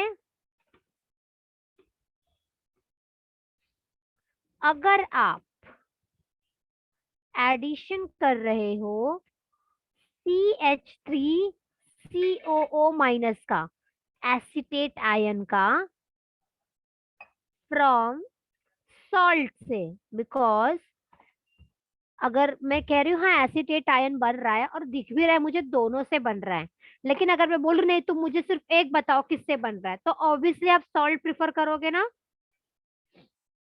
यस। तो यहाँ Yes, पे ma'am. मैं बोल रही हूँ एज पर ली चैटरलियर प्रिंसिपल मुझे सिर्फ एक का नाम बोलना है, तो मैं बोल सकती हूँ कि यहाँ पे जो एसीटेट आयन ऐड हुआ है मेरे सॉल्यूशन में वो कहाँ से आया है, सॉल्ट से आया है। ओके, यस और नो? Yes, ma'am. ओके, अब देखो ये यहाँ तक एक कंसेप्ट खत्म, अब इसकी मेन बात शुरू होगी। मेन बात ये है कि CH3 से CH3COOH था, अपने पास एक वीक एसिड और अपने पास एक सॉल्ट था जो था CH3COONA। मैंने दोनों का देखा, इसका डबल एरो है ना, ठीक है डबल एरो एरो नहीं लगा रही हूँ मैं, सिंगल ही लगा रही हूँ क्योंकि उसका आंसर आपको देना है। इससे डिसोसिएट होके CH3COO माइनस बना, H प्लस बना। इससे डिसोसिएट होके CH3COO माइनस बना प्लस Na प्लस बना। ओके, अब मैं क्या कर रही हूँ, इसमें H प्लस डाल रही हूँ एक्स्ट्रा। ध्यान से सुनो, इसमें मैं ऐड कर रही हूँ H प्लस। तो H प्लस क्या करेगा, किससे रिएक्ट होगा, एसीटेट आयन से रिएक्ट होगा ना। Yes ma'am. ओके, तो अगर H प्लस इस एसीटेट आयन से रिएक्ट होगा तो क्या बनाएगा, Acetic acid. Very good, acetic acid बनाएगा। और यही H प्लस अगर इससे रिएक्ट हुआ तो क्या बनाएगा, एसिडिक एसिड। एसिटिक एसिड ही। तो घूम फिर के एसिटिक एसिड ही बन रहा है ना, सॉल्ट बन रहा है। मतलब कि 10 मॉलिक्यूल था एसिटिक एसिड का, 10 मॉलिक्यूल था सॉल्ट का। तो 10 मॉलिक्यूल से 10 ये बन गया, 10 ये बन गया। जब मैंने हाइड्रोजन डाला तो एसिटिक एसिड के आयन से भी एसिटिक एसिड बना और सॉल्ट के आयन से भी एसिटिक एसिड बना। मतलब समझ रहे हो, मतलब इसमें सॉल्ट का मतलब ही खत्म हो गया। सॉल्ट बना कि घूम फिर के सब एसिड ही बन गया, Acid. एसिड ही बना। देखो अपने को क्या चाहिए था कि एसिटिक एसिड डिसोसिएट हुआ है, एसिटेट आयन H प्लस बना, सॉल्ट डिसोसिएट हुआ है, सॉल्ट का एसिटेट आयन और Na बना, बराबर है कोई बात नहीं। लेकिन जब मैंने H प्लस डाला तो 10 जो भी 20 H प्लस डाला, 10 इसके साथ रिएक्ट हो गया, 10 इसके साथ रिएक्ट हो गया और घूम फिर के एसिटिक एसिड ही बना दिया। ठीक है, ये तो पहले एसिटिक एसिड था फिर एसिटिक एसिड बन गया, पर ये तो पहले सॉल्ट था ना बेचारा, वो भी एसिटिक एसिड बन गया एसिड डाल H प्लस डालने की वजह से। तो ऐसा क्यों हो रहा है, मैं H प्लस डाल रही हूँ तो घूम फिर के दो रिएक्टेंट की जगह एक ही रिएक्टेंट बढ़ रहा है, एक रिएक्टेंट क्यों नहीं बढ़ रहा है, मेरे पास दो रिएक्टेंट थे ना। तो जब मैंने H प्लस डाला इसमें तो खाली ये 10 का 20 हो गया और ये 0 हो गया। क्यों ऐसा हो रहा है H प्लस डालने की वजह से कि ये 10 का 20 हो गया और ये 10 का 0 हो गया, बोलो, समझा आंसर क्वेश्चन। Yes, ma'am. हुआ ये कि 10 एसिटिक एसिड लिया था, 10 सॉल्ट लिया था, मैंने 20 मैंने हाइड्रोजन डाला तो एसिटिक एसिड 10 से 20 हो गया और सॉल्ट 10 से 0। तो सॉल्ट कहाँ गया सारा, मैम पूरा सॉल्ट कम्प्लीटली डिसोसिएट होने की वजह से रिएक्ट कर लिया H प्लस क्या गया। यस, तो अगर मेरे हाथ में सॉल्यूशन है जिसमें ये और ये है और मैंने उसमें जरा सा H प्लस क्या डाल दिया, सब एसिटिक एसिड बन गया, सॉल्ट खत्म हो गया। तो ऐसा H प्लस ने क्यों ऐसा पार्शियलिटी किया, तो इसका आंसर है सिर्फ एक वर्ड में, because of common ion effect. H को क्या पता था कि ये जो एसिटेट आयन आया है वो एसिटिक एसिड से आया है और ये सॉल्ट से आया है, ये स्ट्रांग होगा तो मैं उसके पास ना लूं, ये वीक है तो मैं उसके पास से ले लूं। उसको ऐसा कुछ समझदारी है? वो समझ रहा है कॉमन आयन है, उसको जो मिला उसने पकड़ लिया और अपना यूज किया। तो just because of common ion की वजह से ऐसा हुआ। समझा? यस। Yes, ma'am. ये है आपका common ion effect. Common ion effect की वजह से हाइड्रोजन ने दोनों में कॉमन आयन है उसका अपटेक किया, अपना पॉसिबल प्रोडक्ट एसिटिक एसिड बनाया और इसकी वजह से एसिटिक एसिड का कॉन्सेंट्रेशन बढ़ गया और सॉल्ट का कॉन्सेंट्रेशन डिक्रीज हो गया। अगर दोनों अलग अलग होते तो बेचारा हाइड्रोजन भी कंफ्यूज हो, उसको तो खाली एसिटेट आयन से मिलके एसिड बनाने से मतलब था। अब कौन कहाँ से आ रहा है उसको फर्क नहीं पड़ रहा है। Okay, any doubt? Yes. No, ma'am.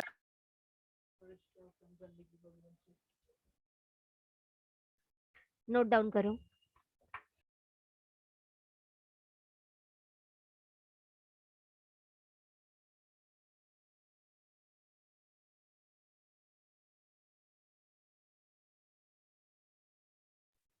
लिखा सबने ये?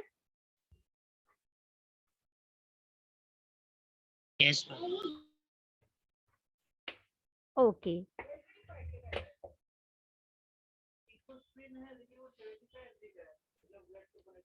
अब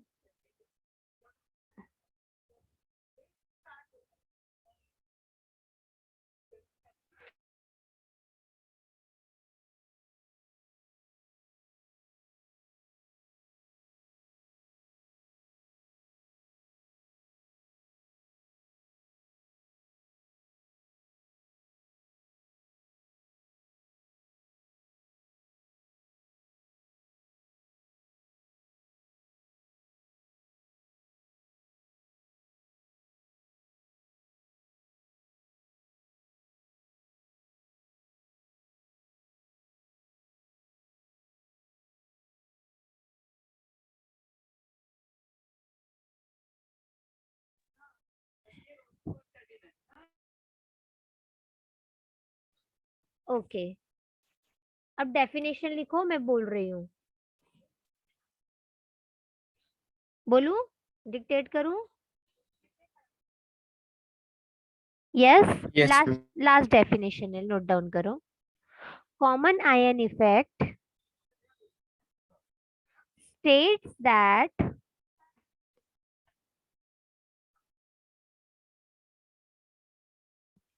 ionization of weak electrolyte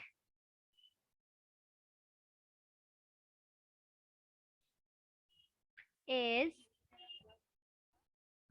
suppressed in presence of strong electrolyte containing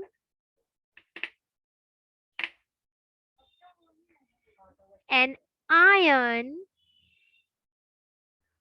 common in the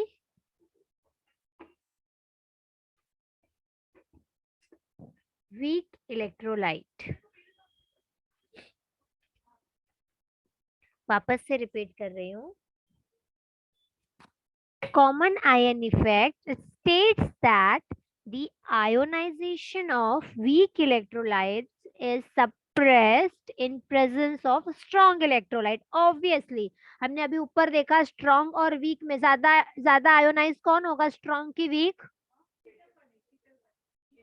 ज्यादा आयोनाइज कौन होगा, स्ट्रांग वाला की स्ट्रांग वाला, क्योंकि वो कंप्लीटली होता है, वीक पार्शियली होता है। तो मैंने बोला था ना ज्यादा एसिटेट आयन ऑब्वियसली सॉल्ट का बनेगा।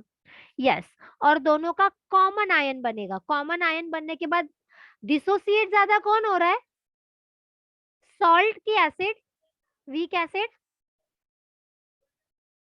ज्यादा एसिटेट आयन किसका है, सॉल्ट का कि वीक एसिड का? सॉल्ट का। और प्रोडक्ट किसका बन रहा है, एसिड का कि सॉल्ट का? एसिड का। मतलब चालाकी देख रहे हो, ज्यादा अपना ये भी नहीं लगा रहा है, आयन भी नहीं लगा रहा, और बन रहा है वही ऐसा। ओके, कोई डाउट इसमें? बोलो। ओके, एक बहुत इंपॉर्टेंट सेंटेंस है, वो नोट करो पहले, फिर मैं जब भी टाइम रहेगा मैं आपको नेक्स्ट लेक्चर जब भी रखेंगे, मैंने मैम से रिक्वेस्ट करके कंटिन्यू लेक्चर रखवाया, बाकी लोगों को लेने नहीं दिया, मेरा चैप्टर बाकी था, तो मैं अगर बोलूंगी ना और भी रखो तो बाकी लोगों को भी तो लेना है ना, तो बाकी मैम अब जब रखेंगी तब रखेंगी, ये 3-4 दिन मैंने उनको कंटिन्यू रखने बोला था मैम को। तो एक लास्ट सेंटेंस लिखो खाली, solubility decreases in presence of common ion in solution। क्या लिखा? अगर जितना ज्यादा कॉमन आयन होगा उतना उस सॉल्यूशन की सॉल्युबिलिटी बढ़ेगी कि कम होगी कॉमन आयन की वजह से? हाँ, कम होगी। कम होगी। सॉलिड, देखो कॉमन आयन होने की वजह से सॉल्युबिलिटी तो कम होगी लेकिन प्रेसिपिटेशन ज्यादा होगा। ओके, तो presence of common ion solubility decrease करता है और प्रेसिपिटेशन बढ़ाता है। ओके,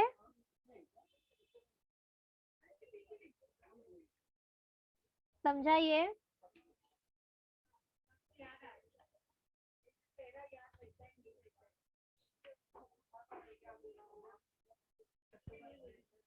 कोई डाउट है तो अब भी पूछो इससे रिलेटेड, बाकी को भी रहेगा तो समझ में आ जाएगा ना, इसके लिए बोलो। वो पॉइंट एक्सप्लेन करो। कौन सा? सॉल्युबिलिटी। कौन सा? सॉल्युबिलिटी। कौन सा सॉल्युबिलिटी का मतलब, वो नहीं समझा मुझे। Solubility decreases in presence of common ion solution. Okay okay, अभी देखो डिक्रीज बोला मैंने, अभी यहाँ पे क्या बना है, कॉमन आयन है, दोनों में दिख रहा है ना अपने को कॉमन आयन है, एक एसीटेट का, सॉरी सोडियम एसीटेट का सॉल्ट है, एक एसिटिक एसिड है, ठीक है। अगर मैं क्या कर रही हूँ, सॉरी सॉरी सॉरी, वॉइस कम आ रहा है। अब आ रहा है? Yes, ma'am. अच्छा, मैंने क्या किया, एक बीकर लिया, इस बीकर में वाटर भरा है, हाँ, वाटर के प्रेजेंस में, वाटर के प्रेजेंस में इसमें वाटर है, हाँ। अब मैं इसमें डिसॉल्व कर रही हूँ CH3COOH, तो मुझे पता है वो जल्दी डिसोसिएट नहीं होता, तो मैं इसको ऐसे ही छोड़ दे रही हूँ, हाँ। नहीं, इसमें करना पड़ेगा थोड़ा सा, माइनस और प्लस दिखा रहा है, और इसका CH3COO माइनस Na प्लस दिखा रहा है। अपने को पता है सॉल्ट वाला एसिटेट ज्यादा रहेगा, ये वाला थोड़ा लेस रहेगा, एक लाइन बनाया मैंने। ओके, अब दोनों के ही कॉमन आयंस हैं। कॉमन आयन का मतलब क्या होता है, देखो जब इसमें वाटर है, डिसोसिएट होके H प्लस COO माइनस बना दिया, मतलब H COO माइनस से सेपरेट हो गया, तो ये क्या करता है, इसके पास ये दूसरे एसिटेट आयन आएगा, वो भी खुद एसिटेट आयन, वो उसी से सेपरेट हुआ है, तो जल्दी बॉन्डिंग नहीं होगी सेम आयंस होने की वजह से, होगा ही नहीं, पहली बात तो ये। दूसरी बात क्या होगी, जब इसमें दोनों आयंस रहेंगे, आप H प्लस वगैरह कुछ भी डाल रहे हो बाहर से, अगर H प्लस वगैरह डाल रहे हो, ये कंसेप्ट आपको समझा होगा, तो इससे भी जाके बाइंड होगा, इससे भी बाइंड होगा, दोनों के केस में एसिटिक एसिड बनेगा, और एसिटिक एसिड का कॉन्सेंट्रेशन बढ़ता जाएगा। और एसिटिक एसिड क्या है, वीक इलेक्ट्रोलाइट है कि स्ट्रॉन्ग इलेक्ट्रोलाइट है? Weak electrolyte. तो वीक इलेक्ट्रोलाइट लेस डिसोसिएट है कि मोर? लेस डिसोसिएट है, that is different thing. Okay, तो दो आयंस होने की वजह से उनकी सॉल्युबिलिटी कम हो जाती है। क्यों? क्योंकि जितना ज्यादा आयंस होंगे, आयंस मतलब क्या, वो अभी तक डिसोसिएट नहीं हुए, मतलब डिसॉल्व नहीं हुए, इसलिए आयन के फॉर्म में है। हम लोगों ने फर्स्ट एग्जांपल में क्या लिया था, ये वाटर है, अब भी क्लियर होगा आपका, और ये NaCl है। अगर मैं जब नमक पानी में घुला रही हूँ और ये मैं कह रही हूँ कि मेरा नमक सॉल्युबल हो गया, सॉल्युबल हो गया, दैट मीन्स व्हाट कि H2O और NaCl आपस में रिएक्ट होके HCl और NaOH बना दिए। ये मैंने सॉल्युबल वर्ड यूज किया है, हाँ। और हमने वहां पे सॉल्युबल और क्या लिया था, कुछ तो वर्ड लिया, नहीं हाइड्रोलिसिस, हाँ हाइड्रोलिसिस हो गया, उसने उसको ब्रेक कर दिया, उसमें सॉल्युबल हो गया। तो ये सॉल्युबल नहीं हुआ है, सॉल्युबल होता है उसको अगर प्रॉपर वाटर ब्रेक करता, वो सब कुछ करता तो ये बनता, और जो कि पॉसिबल नहीं है। तो मतलब क्या है कि ये आयनाइज्ड है, सॉल्युबलाइज या हाइड्रोलाइज नहीं है, सिर्फ आयोनाइज्ड है। बिकॉज अपने को पता है ना NaCl सॉल्ट है, ये हो अपने, और इसको वाटर के साथ ट्रीट करेंगे तो स्ट्रॉन्ग है, तो HCl और NaOH तो बनना चाहिए, बट नहीं बनता है। क्यों नहीं बनता है? जस्ट बिकॉज अपने को पता है एक बार वो हो गया तो वापस बैक नहीं जाता, यानी कि वो आयोनाइज हो रहा है, नॉट सॉल्युबलाइज और हाइड्रोलाइज। तो आयोनाइज, तो जहाँ आयन बनते हैं वहां सॉल्युबिलिटी की बात नहीं करने का, और जहाँ सॉल्युबल हो रहे हैं वहां आयंस की बात नहीं करने का। ऐसा हो गया, समझा?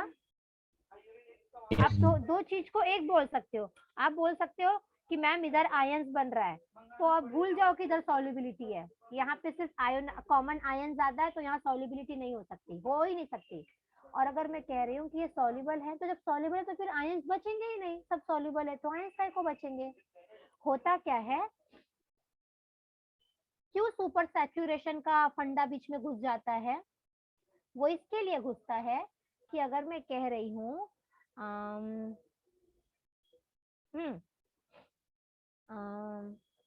कौन सा एग्जांपल ले लूं, हाँ AgCl, Ag प्लस और Cl माइनस है, 10 Ag प्लस है, 10 Cl माइनस है।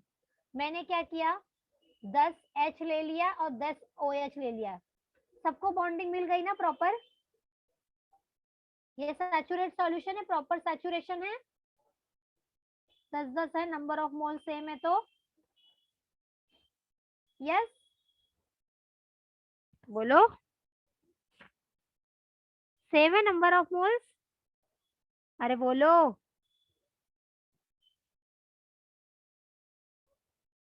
हेलो हेलो हेलो, आवाज आ Yes, रही है? ma'am.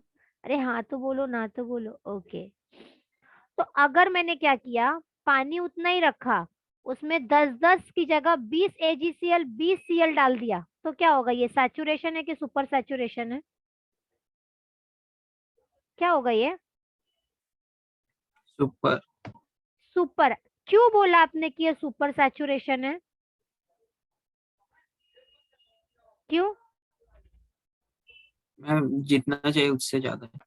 ज्यादा है, मतलब कि 10-10 रिएक्ट हो गए होंगे इसमें, लेकिन इसमें 10-10 रिएक्ट होने के बाद मैंने 20 लिया, तो 10 Ag प्लस घूम रहा है उसमें, और 10 Cl माइनस आयन घूम रहे हैं, इतने आयंस घूम रहे हैं, बाकी सब ने मिलके बॉन्ड बना लिया, बराबर ना?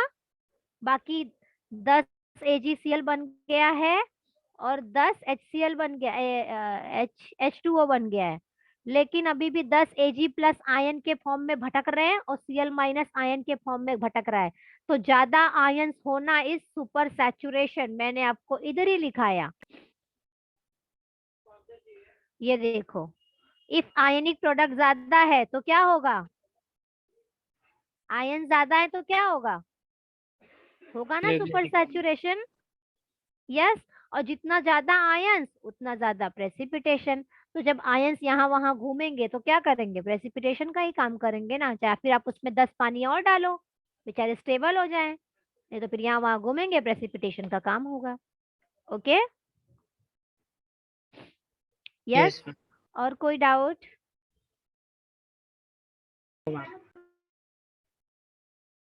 ओके, तो मेरे साइड से ये चैप्टर का आज तक का छोड़ के अब तक का मैंने उसके पहले का सब अच्छे से किया है। न्यूमेरिकल्स कराना बाकी हैं थोड़े से, लास्ट के, और लास्ट का 2-3 पॉइंट मुझे और अच्छे से एक्सप्लेन करना है, तो मैम से मैं लेक्चर नहीं मांगूंगी, मैम जब मुझे लेक्चर देंगे तब मैं आपको एक्सप्लेन करूंगी। ओके मैम एक मैम फ्लो में ले लो, गैप क्या मत फ्लो रखो. में? यस मैं मैम, अभी एक सर लेक्चर का और नहीं तो मैं कैसे लेक्चर मांगू, मैंने ऑलरेडी 3 दिन कंटिन्यू मांगा ना। चलेगा, कुछ नहीं बोलते। एक ही दिन से कुछ नहीं। नहीं तो मैं बोलूंगी ना कल या परसों कभी भी रख देना। सो नहीं, हो गया आपका, हो गया ये चैप्टर, समझ लो हो गया है, मुझे थोड़ा सा सम्स कराना है खाली। मैम फिर भी लो। हाँ तो वही कह रही हूँ ना, अब क्या बाकी के टीचर्स को भी तो कराना है ना, मैं कैसे बोल सकती हूँ जबरदस्ती 3 दिन से तो मैं ही उनका कब्जा। पोर्शन हो चुका है। हो गया मैम। तो हो गया है भले, लेकिन बाकी उनका भी नीट जेई जो भी होगा वो कर तो रहे, लेक्चर चालू है ना। मैं 3 दिन से लगातार मैं ही आपकी इस पे कब्जा करके बैठी हूँ। हम चलेगा, कुछ नहीं बोलते। आपको भी क्या फर्क पड़ रहा हम है? लोग का नाम डाल रहे। हाँ ओके, तो सुनो, थियरी पूरी हो गई है। ओके, थियरी पूरी हो गई है, मुझे थियरी में भी थोड़ा सा और अपने मन से आपको बताना है कुछ, और सम्स करने हैं थोड़े से लास्ट लास्ट के। ओके, और उसी चैप्टर में और उसी में ही इसी चैप्टर का हम ये एंट्रेंस शुरू करेंगे, आयनिक का ही। हम पहले रिवीजन लो, फिर उसके बाद एंट्रेंस। ये चैप्टर अब भी खत्म हुआ, फिर रिवीजन चाहिए तुमको? इसका नहीं मैम, हाँ, हम इसके साथ 2 चैप्टर आता है कंबाइन में, केमिकल इक्विलिब्रियम और आयोनिक, दोनों साथ में होता है। केमिकल इक्विलिब्रियम ये 11th का है क्या? यस, ले लूं क्या वो भी?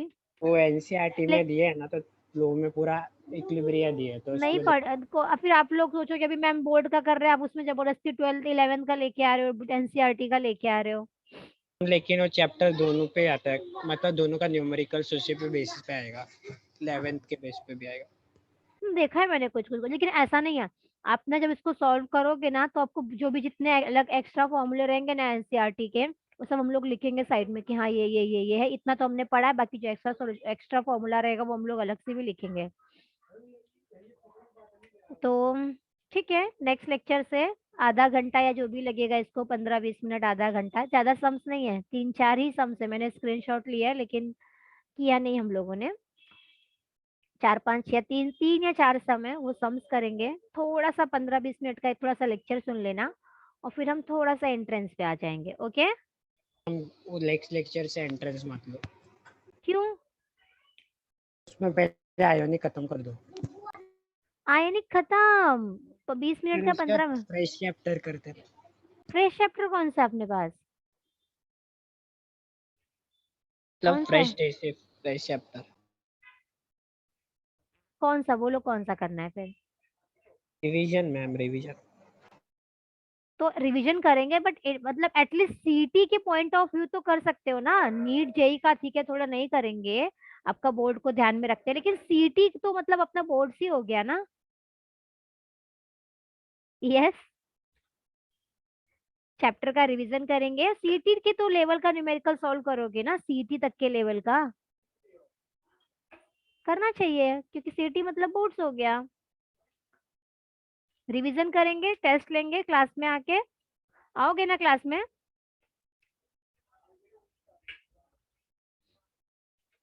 देखती हूँ कितना पढ़ के आओ, क्लास में आके टेस्ट देना, क्लास में बोर्ड्स पे सॉल्व करना पड़ेगा रिवीजन के लिए।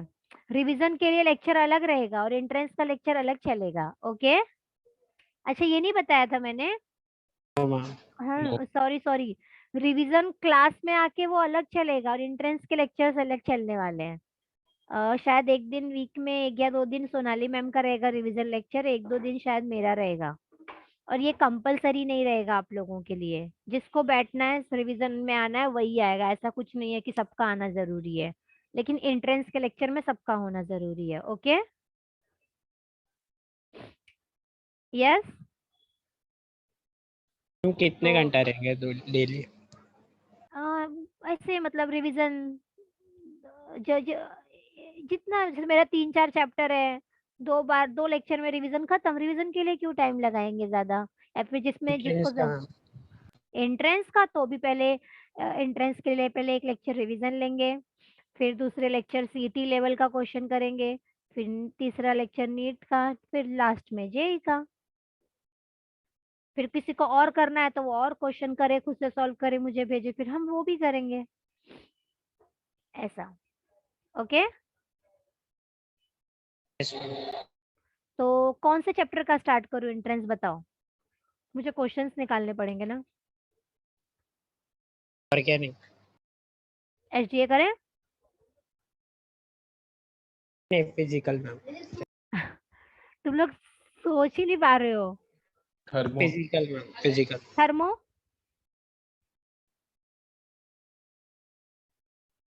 थर्मो का करें?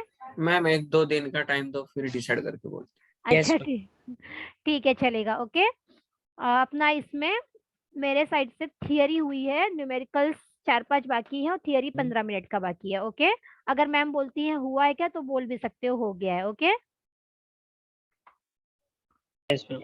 हाँ या फिर मैं भी बोल दूंगी हाँ मैम हुआ है 10-15 मिनट का है, वो मैं नेक्स्ट लेक्चर में देख लूंगी। मैम कल ये लो। अरे मैं कैसे मांगू, मैं ऑलरेडी इतने लेक्चर्स मांग रही हूँ, मुझे मैम ही दे एक दे। दिन और चल जाएगा। हाँ, हाँ, तो